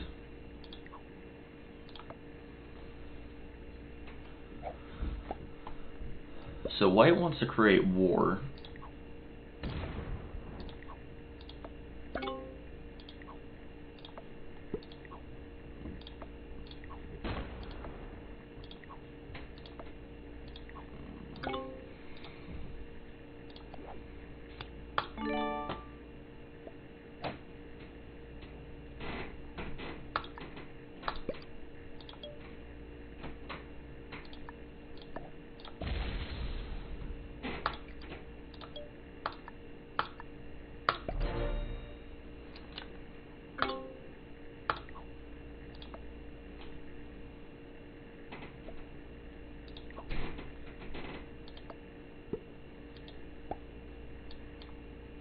I'm gonna say, don't you go raising 20 troops on my border there, bud.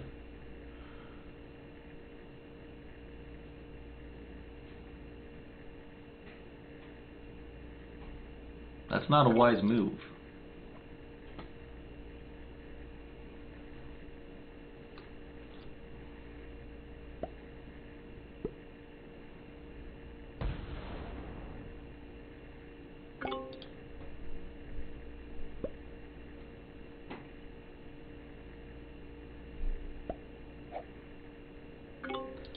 He's just turn skipping.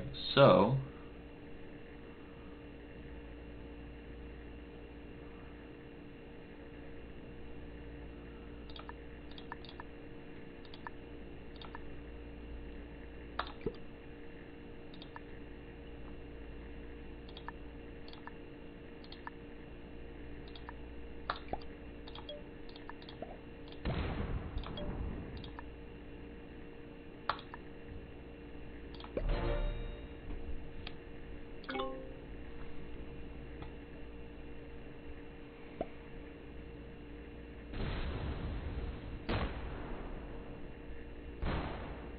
is he really gonna try and break me?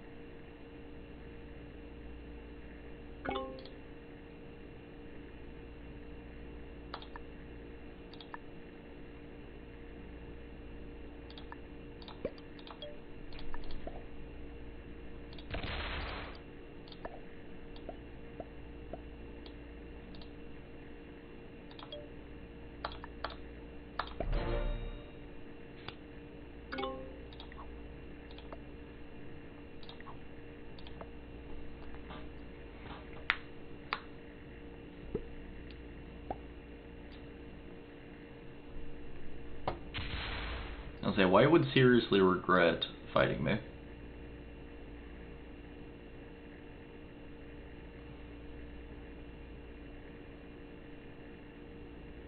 Really?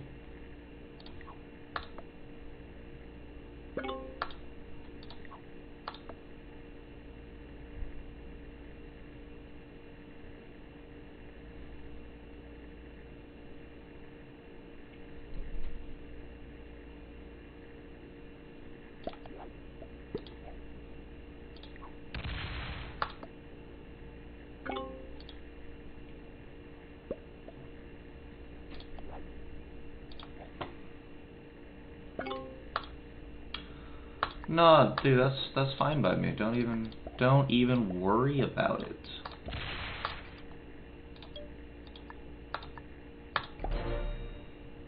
Don't even worry about it. I'll eliminate you with one turn. I have no issue going against you. Do it. I dare you. I dare you. I dare you. You won't make it to the next turn, I can promise you that.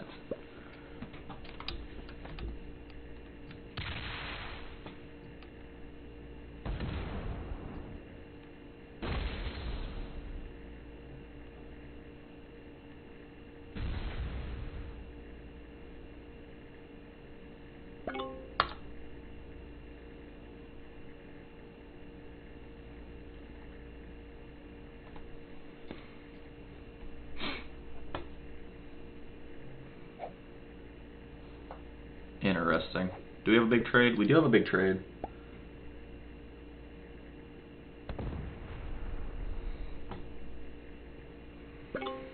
Add a commercial. Did you move out of Greenland as a gesture of goodwill to de-escalate? No, I moved out of Greenland as a gesture of you break me and I'm going to eliminate you as a player. I don't care what it does to my game. That's what my symbolization was.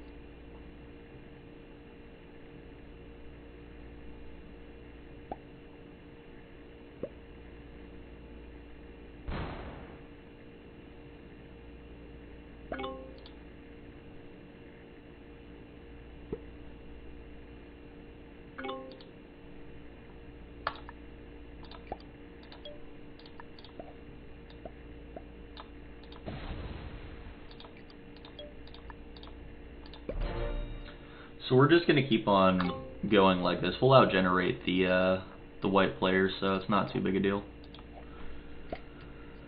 In fact, we'll out-generate everyone like this. Oh, you want to do it? Go for it. Go for it. I dare you.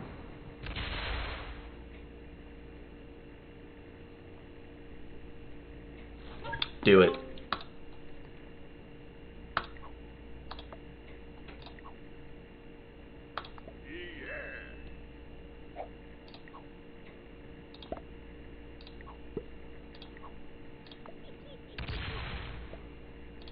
Oh, you're dead, bud.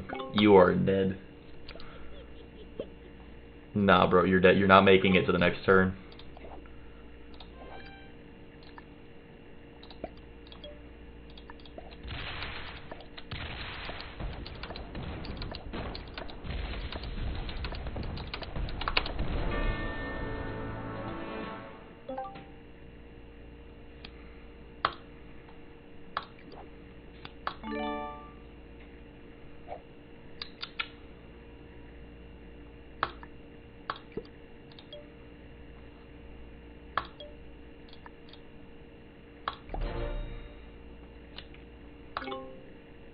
And we still have 90 troops, so...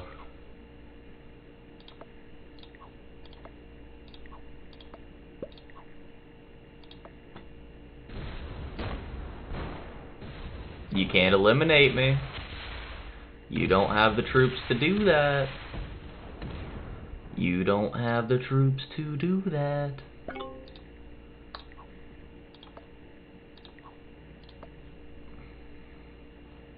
Work with me, bro. This is our last chance.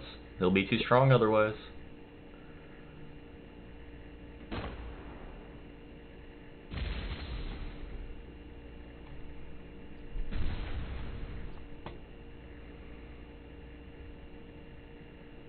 Good enough.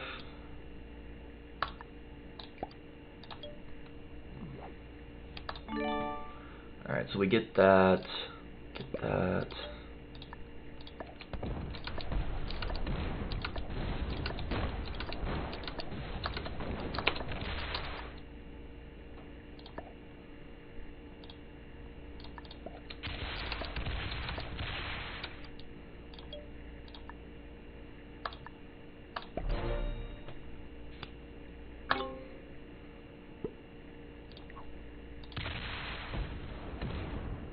You just lost.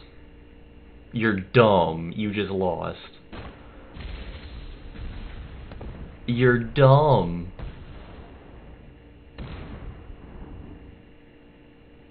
You really just threw the game. You really just threw the game. Boy.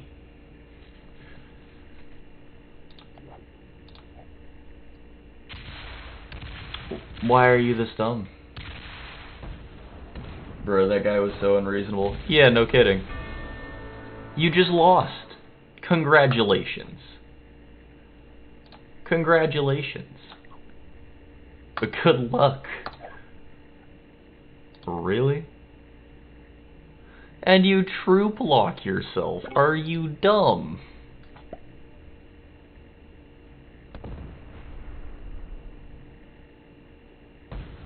Come on, Orange, you gotta be faster than this to win. I swear if this guy wins because you're slow, I'ma be pissed.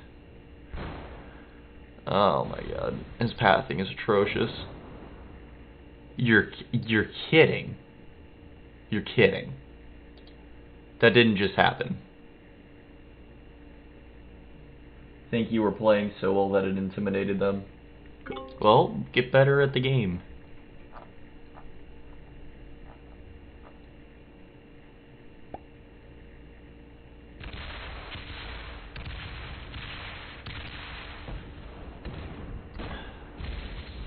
What Orange needs to do right now is break every continent bonus and break that 58.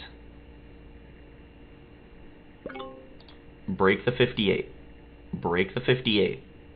Break the bonuses. Go up this way. What are you doing? Split. For the love of God, split.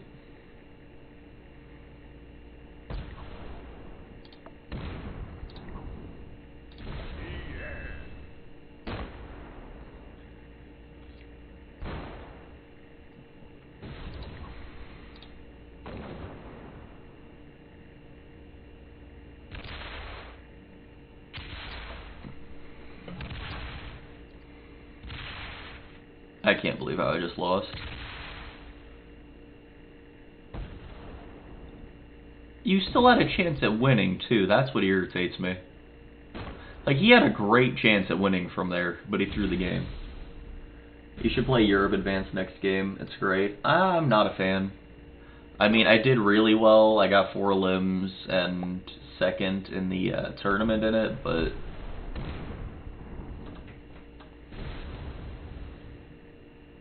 I also don't have the map unlocked.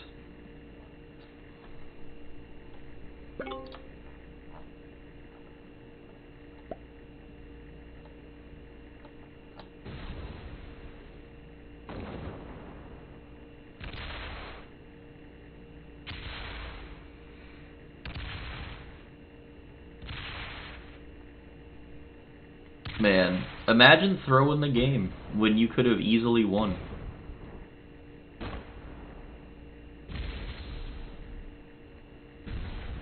We really just lost to a player that has camera animations turned on. Orange has this game. Oh yeah. Orange had this game since yellow decided to eliminate me.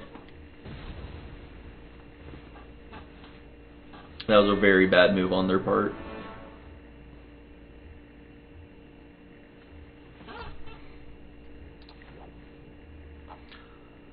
Lost to a master and an expert from 26,688. What did we drop down to?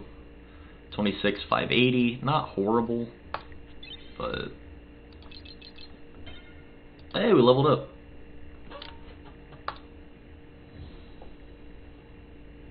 Did we not unlock anything at 14? Oh, you don't unlock anything at level 14. Jeez.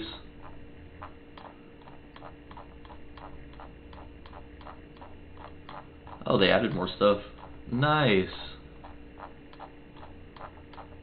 Well, does it go to level 100 now? Ah, the Royal Air Force. I see. Forever looking for the dab. It'll never exist, I swear.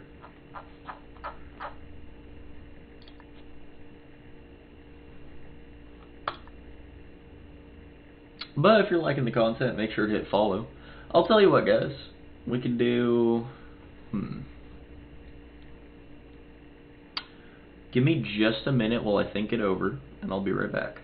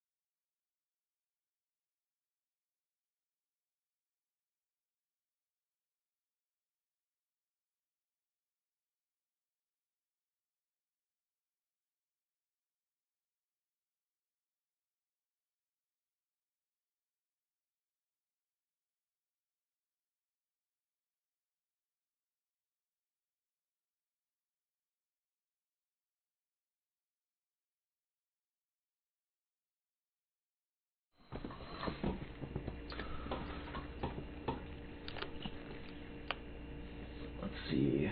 I wonder if you only see the dab if you already own a certain number of other emotes first, because the dab never seems to show up. I want the dab so bad.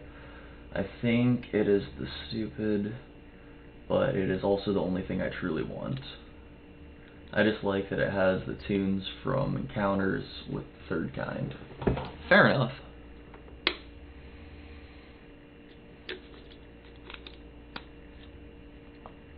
So I hear two different things constantly. It's either that you have to have every other emote in the game, which I don't think so, because, I don't know, I feel like that's unlikely. That's a lot of emotes. Or that it appears very rarely in the shop. It's one of the two.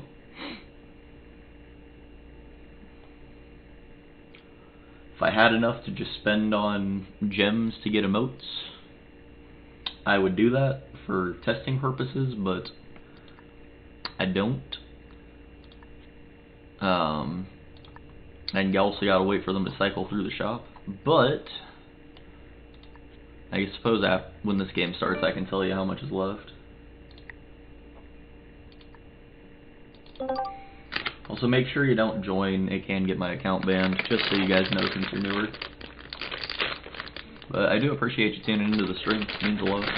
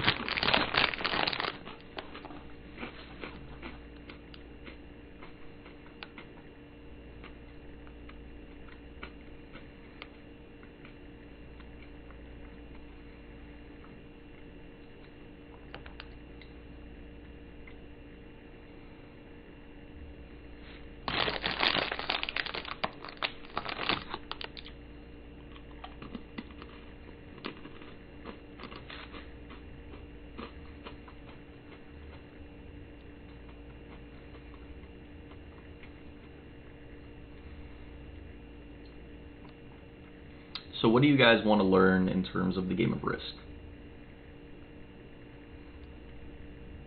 What can I teach you guys as far as what you want to know? I have a plethora of knowledge, and it is my goal to teach for today. So I apologize, I'm eating. I'm very hungry.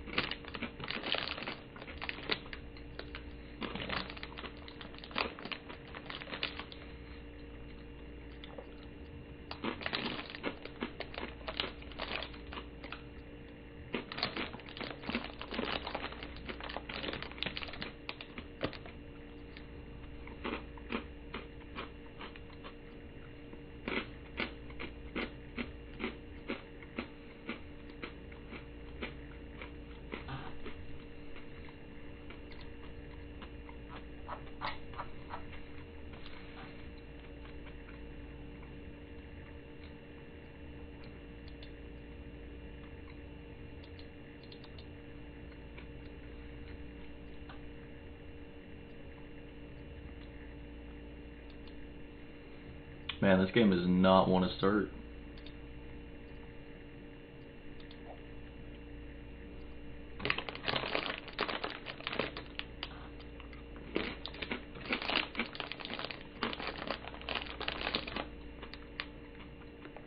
That's a big piece of beer cheese.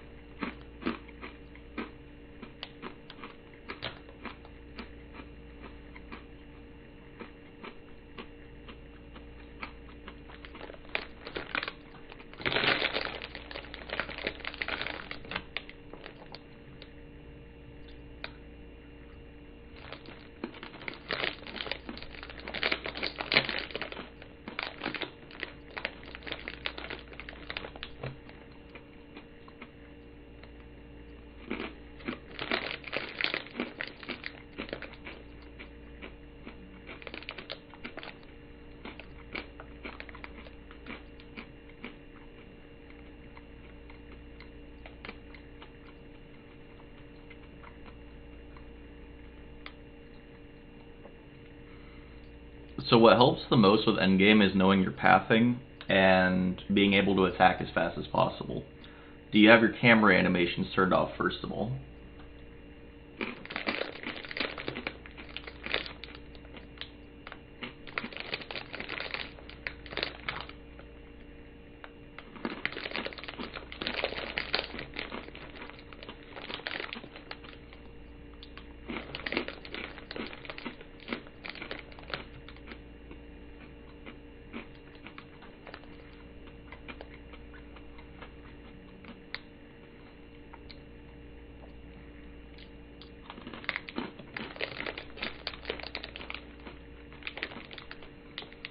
Do any of you know Pete? He's a great risk YouTuber / streamer. Yeah, he follows me actually.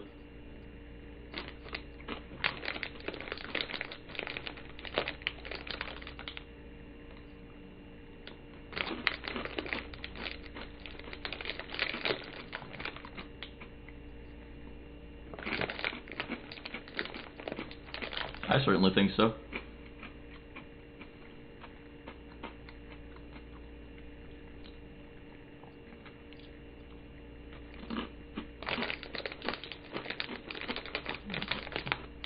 No, practically every creator in the space follows me. I know Joust does, JJ does, Pete does, Arco does, Cool does, Mallory does, Miss Independent does, Phil does.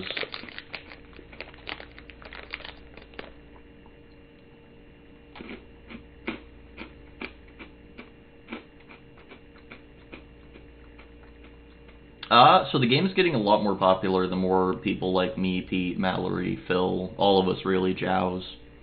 The more we make videos, the more popular it's been getting. It's actually surged in popularity recently.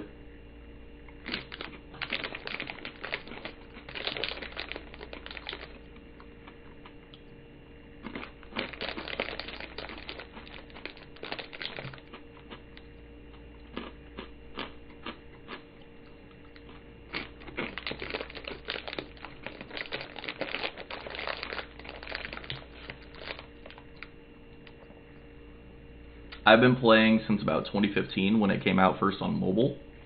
I took a few-year break and I've started playing again here in December.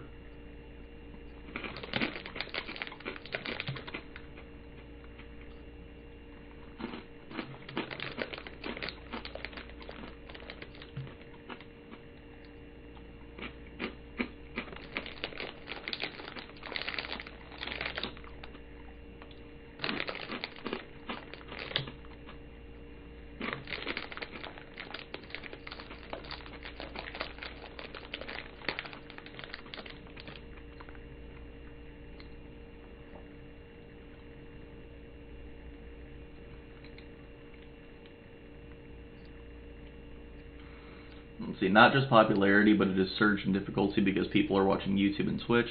I'm under a different impression. I think it's actually gotten easier as skill level has gone up. That might just be because I'm a top GM, but most of the things that eliminate me are other players' mistakes, not necessarily good plays. And players that are better don't tend to make those. For example, that last game where that guy tried to eliminate me first before going for the other player when he could have still won, the top GM wouldn't have made that mistake. Like, they just wouldn't have. So, it's easier to communicate with better players. Very much so.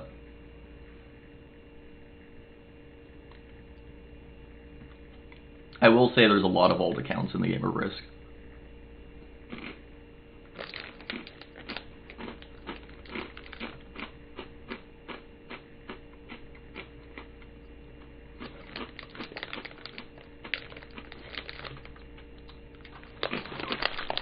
Hydrate with a do, you say? I like where your mind is thinking.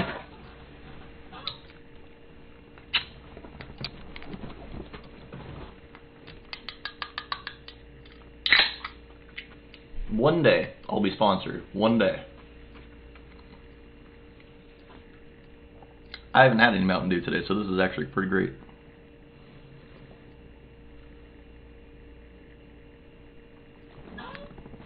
Much obliged.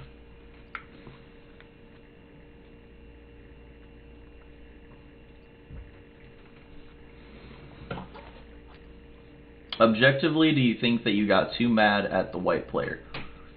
Okay, so I can understand where you're thinking this. You see me wasting most of my troops, which is not something you normally want to do. However, based on how the player was acting, he was getting mad at me for not making the first move on someone else. So when he put his entire stack on my border, that meant the next turn he was going to go for me. So my only course of attack to stay in the game was to eliminate him. which was fine because me and the other player had enough troops to not throw off the power balance of the game. So me and orange could have worked against the white player, or not the white, whoever else was left, I don't remember the color.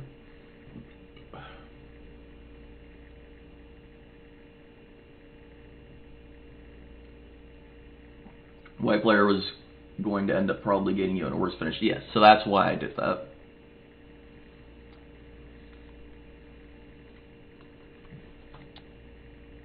No, white had been trying to bully me the entire game, which I'll tolerate to a point, until you threaten me with your entire stack.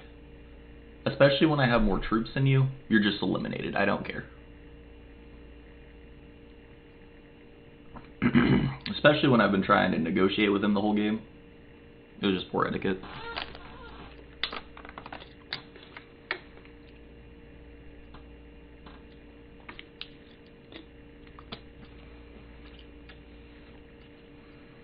Hey QT, how's the games? Horrible.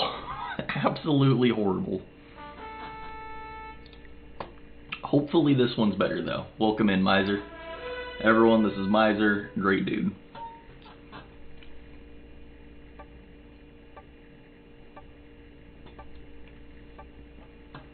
As far as I know, he's subbed. He has all the little emotes along with the channel.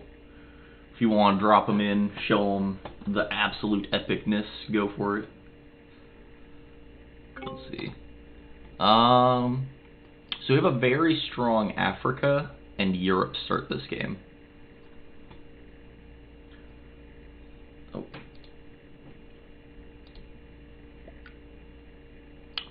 Welcome to the first video in the series where I teach you guys how to play the game of Risk and get better at the game. This is Global Domination on World Dom, Map Classic, Setup Auto, Turn Timer 60 seconds, Expert AI.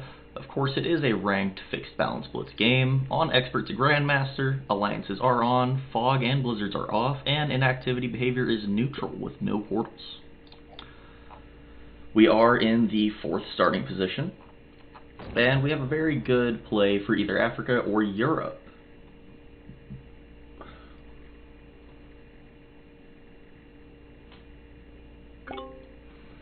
See, that sucks. Just popping in for a bit after watching the halftime show and game.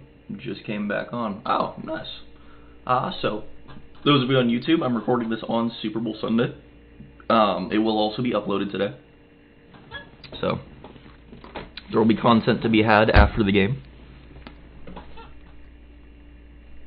Is there a game today?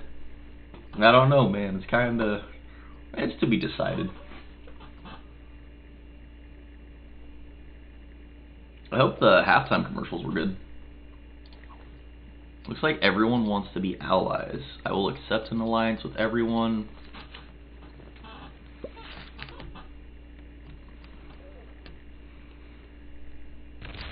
So purple wants Africa. Fascinating.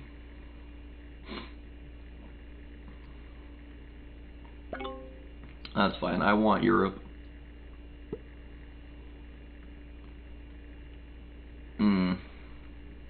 They're gonna make this difficult on me. Sure are.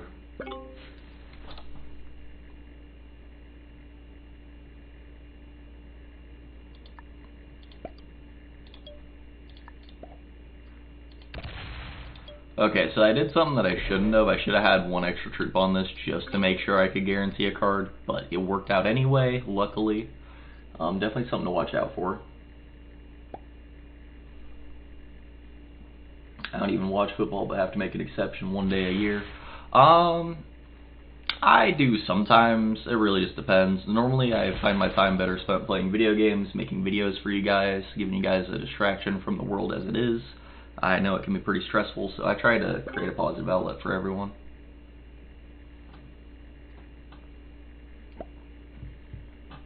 We do see yellow with an early lead on South America.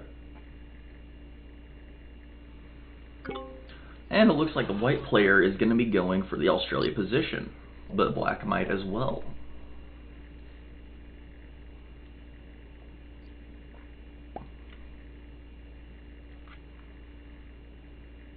We hope to see the purple player move out of the African position, at least out of East Africa, so we can start migrating our troops north.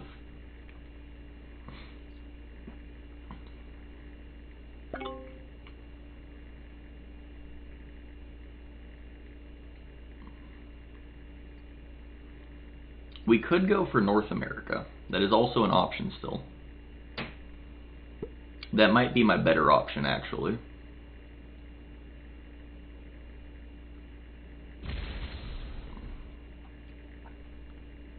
Yeah, and purple boxes us in, so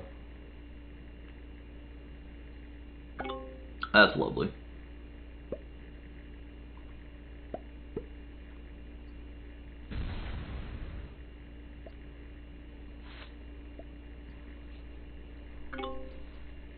So he wants to give me North America. I kind of have no choice but to accept it. So we're just going to have to go for it.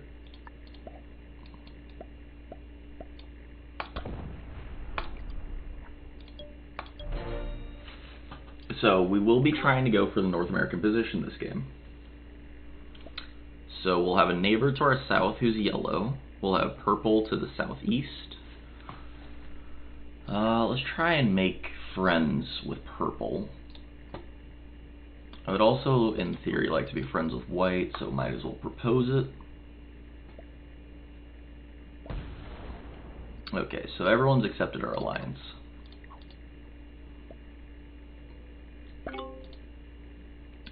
Looks like yellow is going to try and prevent us from having a bonus, which we don't really like to see.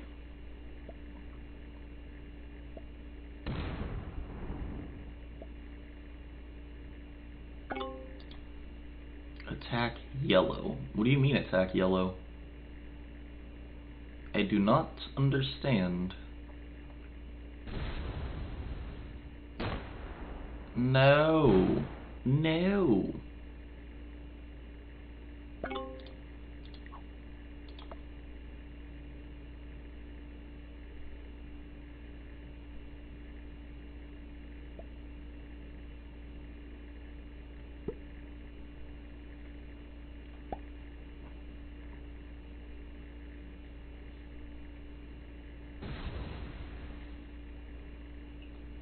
So we're just going to stack in Greenland and start migrating our troops north as much as we can. And we'll let black and yellow fight over North America at the moment, because I don't need to involve myself with that.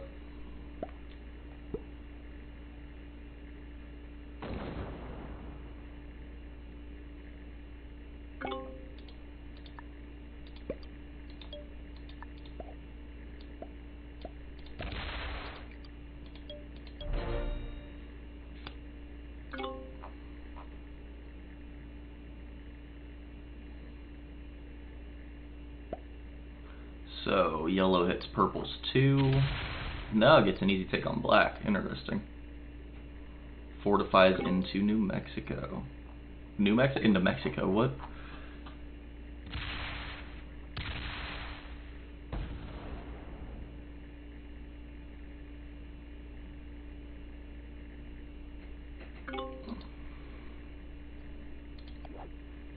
We do have a cavalry trade, not really in our best interest to take it though. Oh.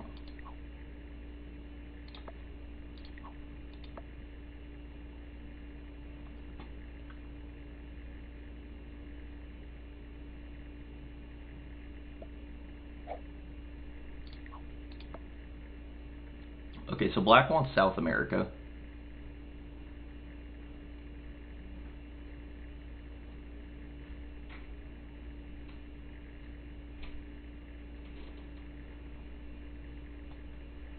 This is actually winnable still. It doesn't look like we're in a good position, but no one can actually eliminate us. Looks like purple wants their continent bonus this turn? Really? It's kind of a waste of troops. You gonna fortify out and let me get my troop mass?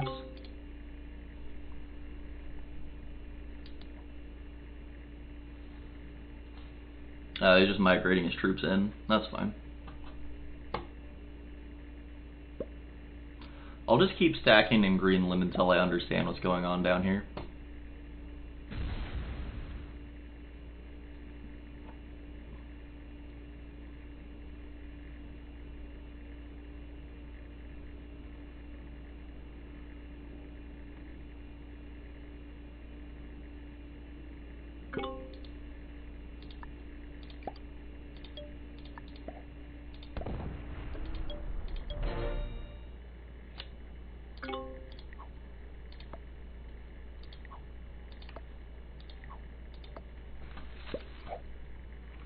Oh, do we see the black player get eliminated?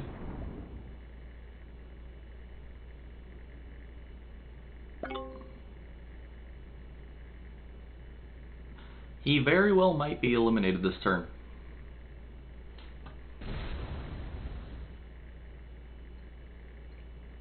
There's a very high likelihood of happening.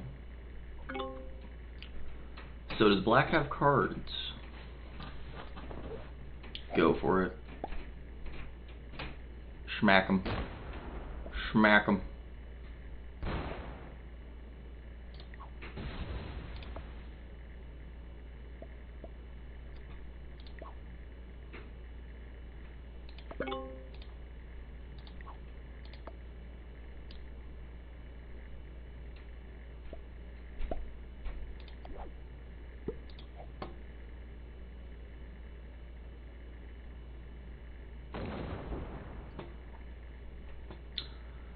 So here's where we do something interesting.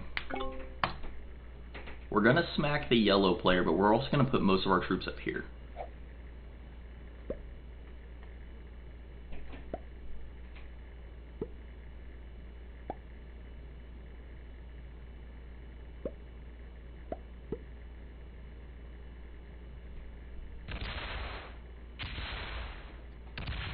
Do we have enough troops to eliminate the black player? No, because that puts us in a bad situation with yellow. Why is blue smacking purple? What? I don't process the logic there. But we do have to do this trade here.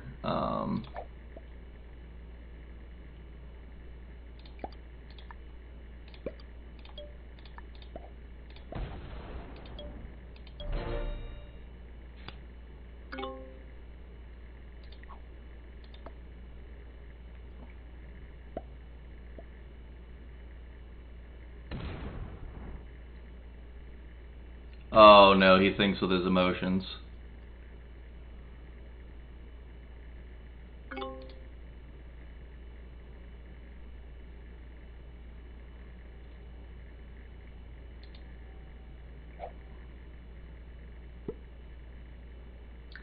This is a bad situation we got right here, folks.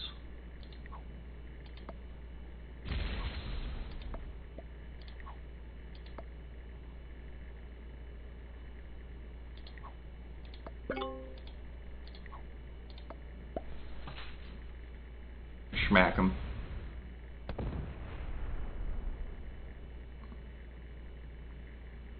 Keep going. Give me a chance, my dude. That's fine.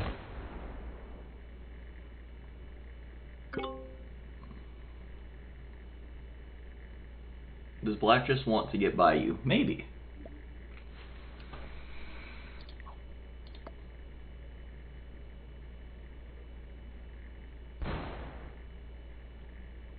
Only issue is now we're against a yellow player who has more troops than us.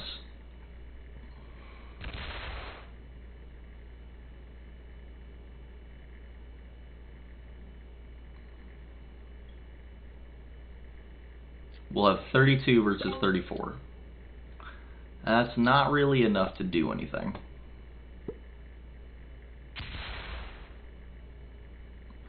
So, we're just going to stack and attack one.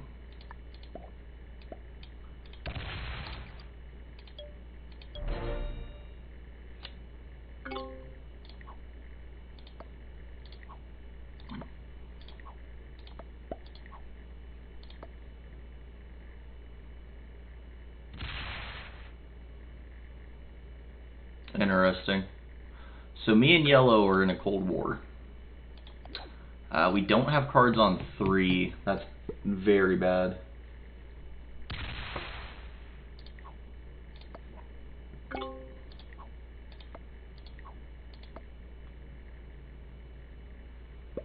Come on, bro. Help me out here.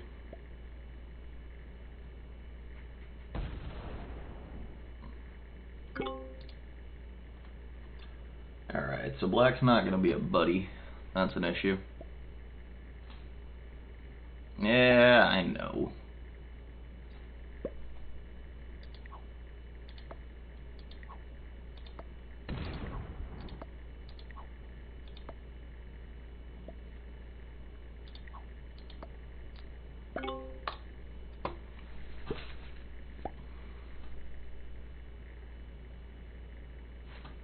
Wonder if I can get an easy take with my 3, although that 3 might be the only thing that's keeping me alive right now.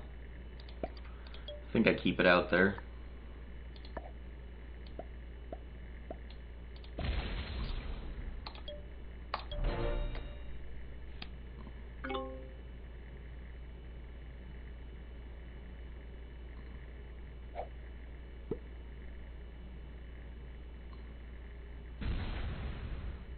Don't do it. Man, he had to get the 10 set, didn't he?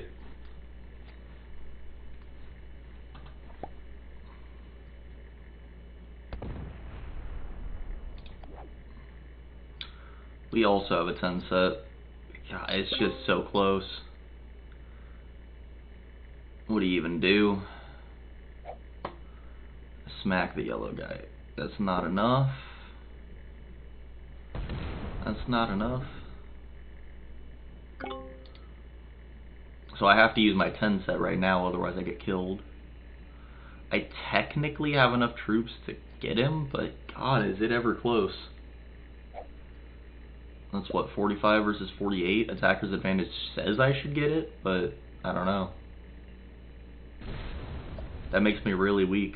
I don't know. But he could also just do the same, so it's a tough call, to say the least.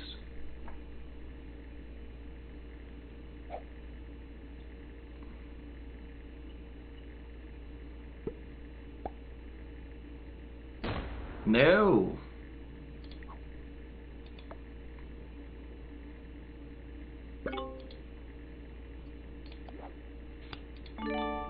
I do have to use that, otherwise I'm dead.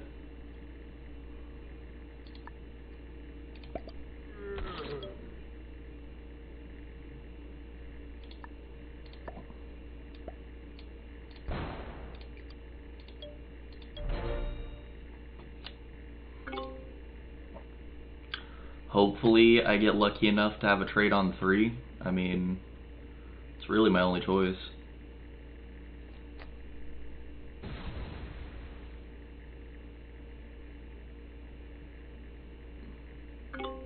So me and yellow are frenemies. Don't take a card. No, always take a card in this situation. If you don't, you'll get eaten.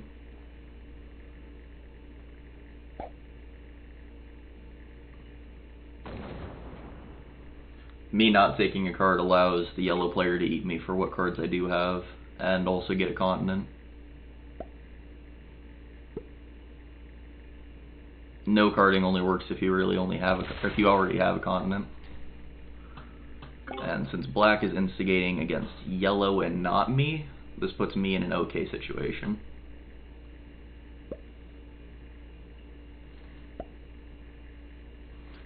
As now I'm only 2 troops behind yellow, which in 2 turns will be even, and hopefully I get a 10 trade, I don't know. Need an infantry this turn. If I get an infantry this turn, it's worth it to attack the yellow player. I'll be behind, but I'll at least be okay.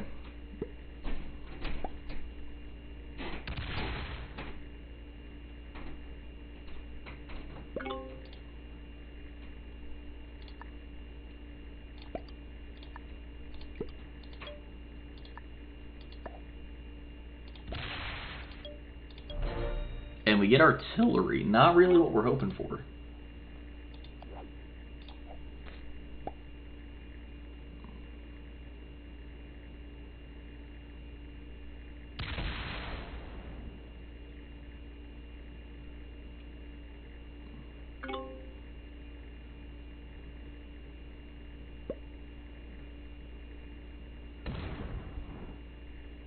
we hope to see the black player attack the yellow player again, because that would be good for us. If they attack our troop, we're going to be kind of screwed.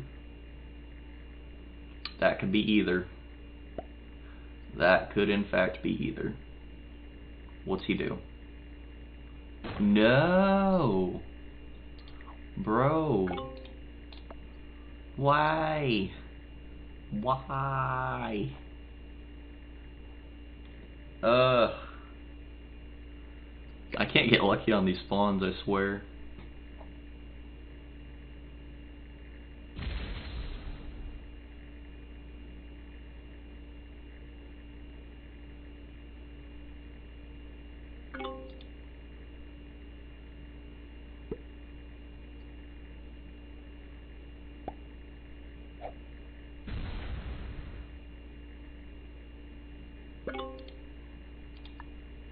And there's me over here just trying to stay alive, hanging on by nothing.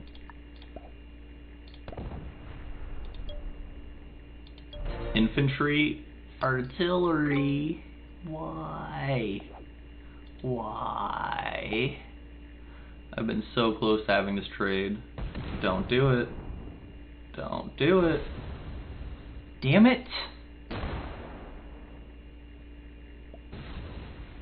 That's so stupid. You have 13 troops left. He even got lucky on that roll.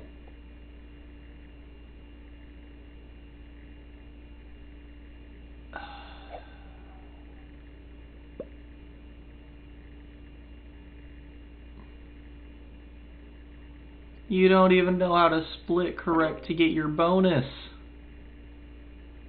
Oh my god.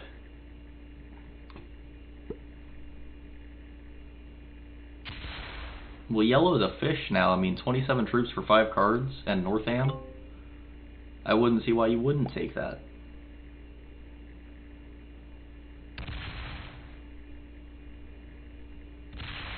Yeah. And you're just going to start eliminating him. Look at this. Little fishy. Yeah, and this turn you get eliminated. Obviously. He dies next. Oh yeah, big time. Like, I don't normally lose games to actual skill. I lose games to people making mistakes. That was a huge mistake. Even if he has a 10, even if he has a 12 set right now, he's still screwed.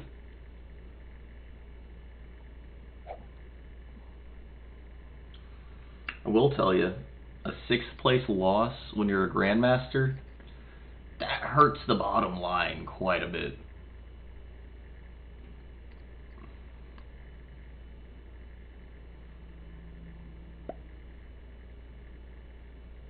I'm just waiting to see him get eliminated. Yeah, look at this. 2 people went for him. I don't know why anyone wouldn't take that, because that's a lot of cards.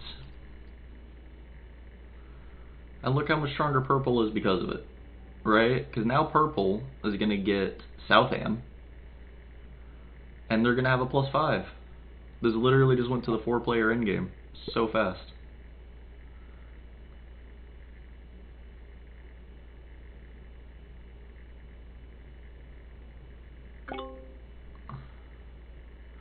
Or he doesn't want South America?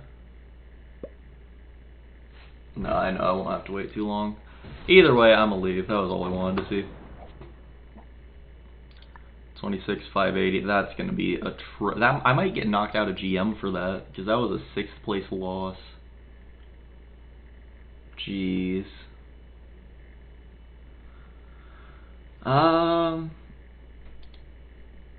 Okay guys, so my plan for today is to make a video on YouTube to be able to teach people on how to play the game better. So do you think that that video, or that round, would be a good lesson of what not to do?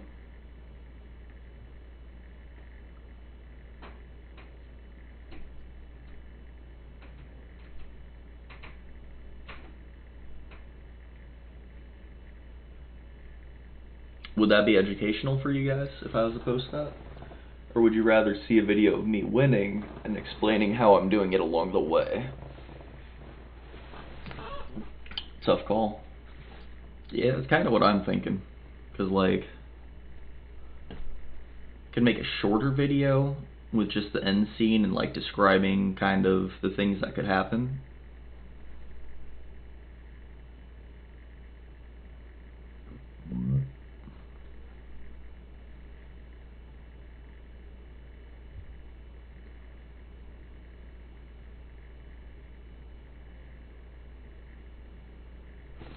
I'm gonna teach. Here's something I can teach. I need to do this for my achievements anyway. What's the largest map that I have access to? Central is pretty big. Asia 1800s is pretty good. 28 turns later. I think Asia 1800s would be decent. We'll just do this with 6 bots, and then it is my normal settings, right? Blizzard's off, fixed, balance blitz, auto, expert, yep.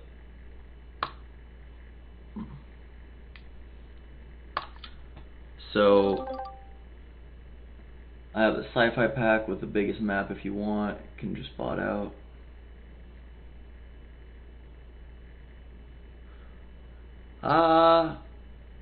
Sci-fi pack.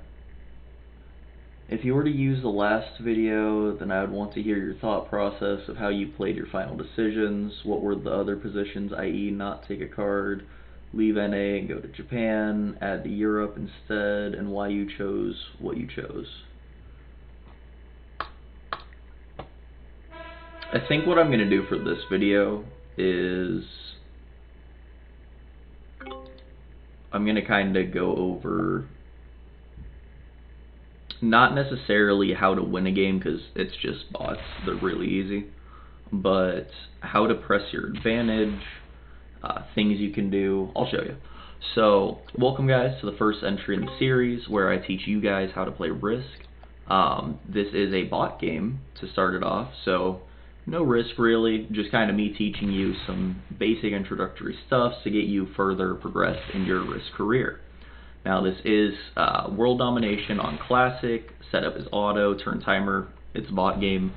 AI difficulty is expert, ranked, obviously not. Card bonus fixed, balance blitz, alliance is off, fog of war off, blizzard's off, and inactivity behavior is neutral, but it's really not because it's a bot game. So, there's a couple things that I want to highlight when I'm talking about this game for you. Now, clearly I'll win this regardless, but this is more of a teaching experiment for you guys. I will play this a little bit differently just because I know how bots play. However, a couple things that you want to do when you're starting off: go to your settings, see camera animations right here. Let me show you what this does. With it on, let me find an easy take real quick, right? And I'll put all my troops in Australia because it's a bot game. You see how it goes in and out of the map? That takes time out of your attack phase. So when you're in an actual game and you do that, that's other things that you have to keep in mind along with that and that. So that's quite a bit of time. So let me show you the difference of that versus without camera animations. So say you turn that off, right? And you do a little 3v1 over here, not going to let the bot hold first turn. See how much faster that was? You just saved 2/3 of that entire attack that you can now use to planning and attacking for the rest of your turn. Definitely something that every high level player does, something that you can use in your own gameplay, and something that I think is really powerful but simple to do that anyone can do that dramatically impacts your game. Secondly, you do want to secure a bonus, of course. Since this is a bot game, I'll be going for Australia, but if it was a human game, 9 times out of 10 don't. The main reason why you don't want to go for Australia There's a lot of players who are under the impression that no Australia, no win. What does that mean? If you can't get Australia, there's no point in playing. So you'll see players who are nowhere near Australia going for this bonus. Has no benefit to them. It's the smallest bonus in the game, and it's a really bad late game position. Not that you can't win from it, because I have won from Australia quite a few times, but it's really just not a position you want to put all of your effort into every single game. So what you normally see is there will be, like, say this, there's probably not quite as many troops down here. I'm obviously going for it because bots are very easy to manipulate. But when you're in your player games, there will be people, say, yellow. They would put all their troop mass here and just blast in trying to get this bonus, which the bot kinda did, but not really. The bot's going for Asia. We will lose our 2 and our 1 to purple, which is fine. I was expecting to lose this to them anyway next turn, so that just kind of bought me a little bit. So now we're in a position to where we can start taking our own bonuses. So we're just going to get an easy take on the pink player. Again, not something I would recommend if you're going against humans. That's a waste of a lot of troops, but with this being a bot game, really doesn't matter all that much. So we're going to go through these turns a few times and just kind of get to where I can teach you a few other things that I was thinking about. So when you're attacking with a troop, you want to use 3 troops if it's 1. Basically whatever the minimum blitz win chance is for 100. Because say if you risk 2, you don't get the full 100. If you risk 4, you still do, but you could lose up to 2 troops doing that. You'll obviously have the troop that goes forward, and you'll have the troop that stays back, but you could lose an extra troop just by using your slider wrong. Personally, I think they should default it to not being that way, but it's something that is in the game. So, the other thing I want to bring to attention is when you're going to do attacks, assuming your players know you're a good player, speed is key. It can come in clutch in certain situations. Late game especially, speed is the most important factor. Speed and pathing. So, when I go to take these 2, watch this. That's about how fast your turns want to be. That was even a little slow. It doesn't seem like a huge thing, but when you're in a position against a player, that can be the difference of you winning and losing. So definitely something for you to keep in mind. Alright, we're going to make that a 9, and we're going to make that a 5. So a 5v2 is always 100%. Definitely something you want to keep in charge of your games. So while you're playing, you'll get different cards. I try my absolute hardest not to set in unless I have an infantry, a cavalry, and artillery. Obviously, you might get only infantry. You might get, I don't know, 3 jokers. Jokers you want to hang on to as much as you can while still maximizing your troop payout. So that's something you want. Now, with bot manipulation, the white bot couldn't hit my 4, but it could break the purple bot's bonus, so that's what it went for. So now our position in this game, since we're the only player, granted we're the only player, since we're the only entity that has a bonus, we're going to start pushing our advantage. How do we do this?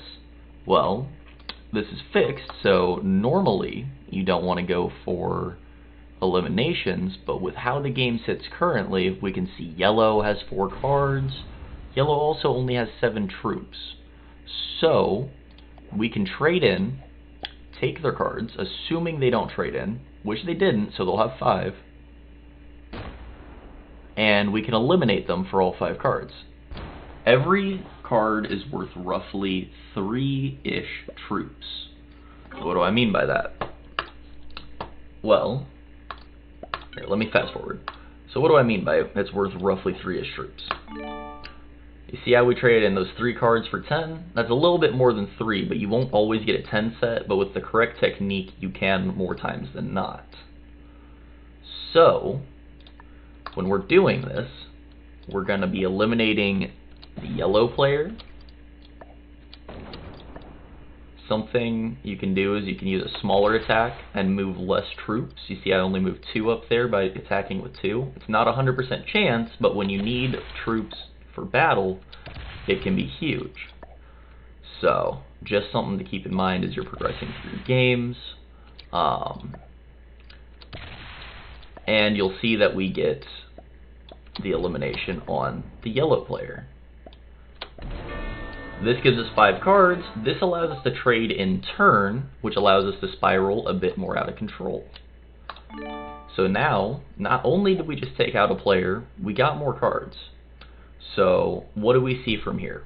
We have 3 cards, pink has 2, that could be 5 if we can get the elimination, and it looks like we should have enough troop mass to be able to do that. So we're going to go ahead and start what's called a spiral.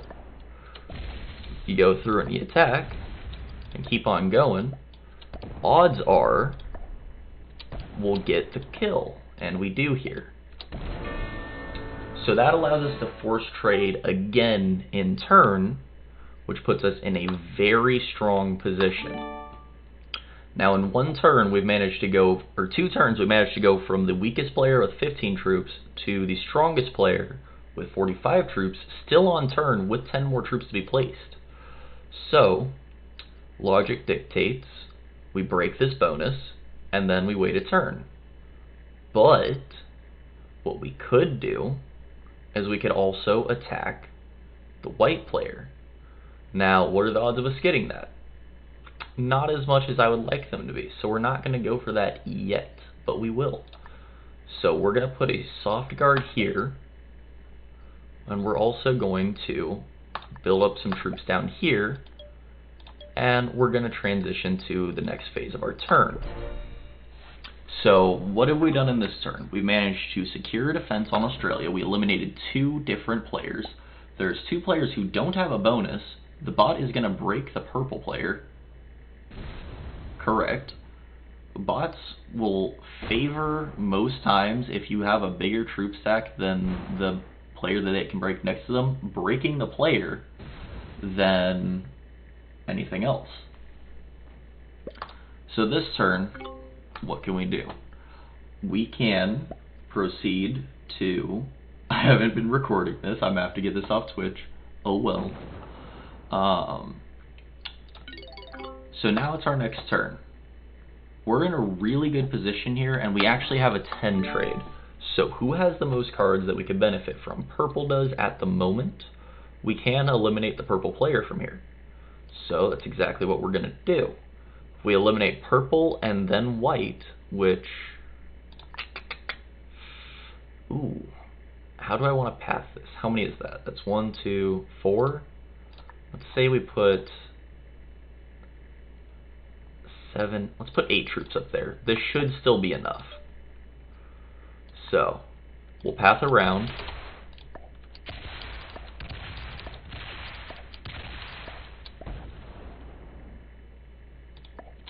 It'll be close, but I think we should still be able to pull it off. And if not, it's really not a big deal. Wow, that was a horrible roll. We still have the winning position regardless, so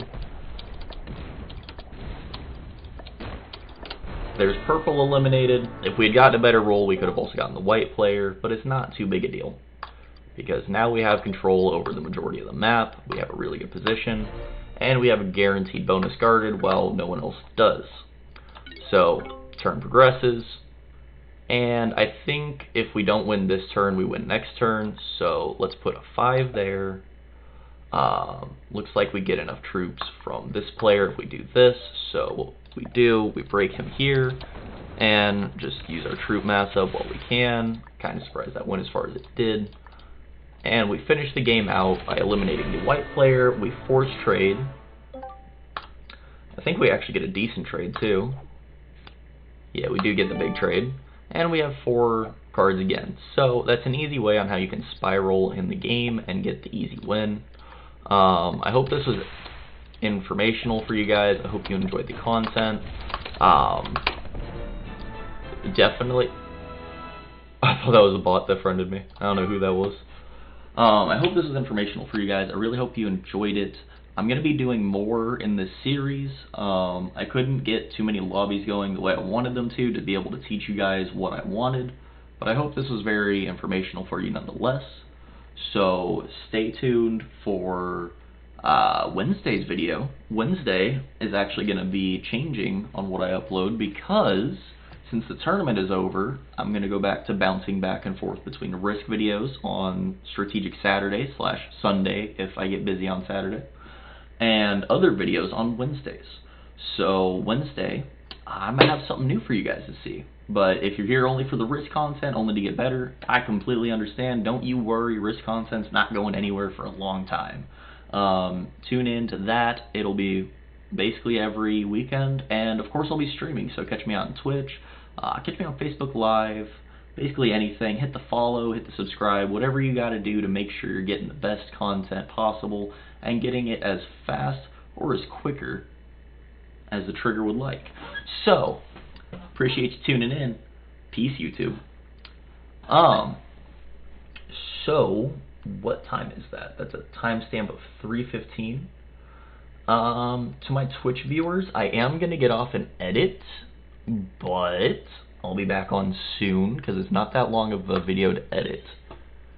Ooh, we dropped to Master. 26,580. That's not Master. What? Did it not update? 26,580? 26,000 is Grandmaster. What? Anywho, I'll have to fix that in my next stream. But I'll see you guys soon. I hope you guys enjoyed the content. Peace. Thanks for the info and advice. Put that in the video. I'll do like a little blooper, don't worry. I'll mention you, Miser. But, thanks for the info and advice. If you want to tune in, I'll probably be on here in an hour or so. If not, absolute worst case scenario, I will be live again next Saturday. Probably before then, but that's the worst case scenario. You can catch me on Saturdays. So appreciate you guys tuning in. And Miser, who should I raid out to? Is Jow's online? Oh, Matt's online. We'll raid out to Matt.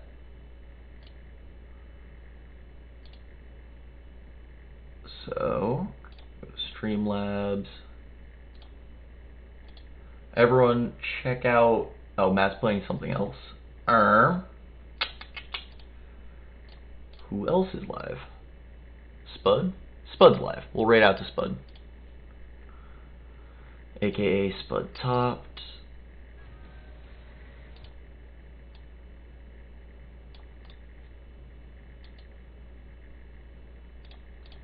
Alright, everyone check out Spud. He's a really cool dude, really good at the game of Risk. He has been #1 on the leaderboard before, so if you want to learn more, he's a good person to learn it from. But yeah, I hope you guys enjoyed the content. That should be it. There it goes. Hope you guys enjoyed the content. I will talk to you later. And I'll be seeing you in the next episode. Peace.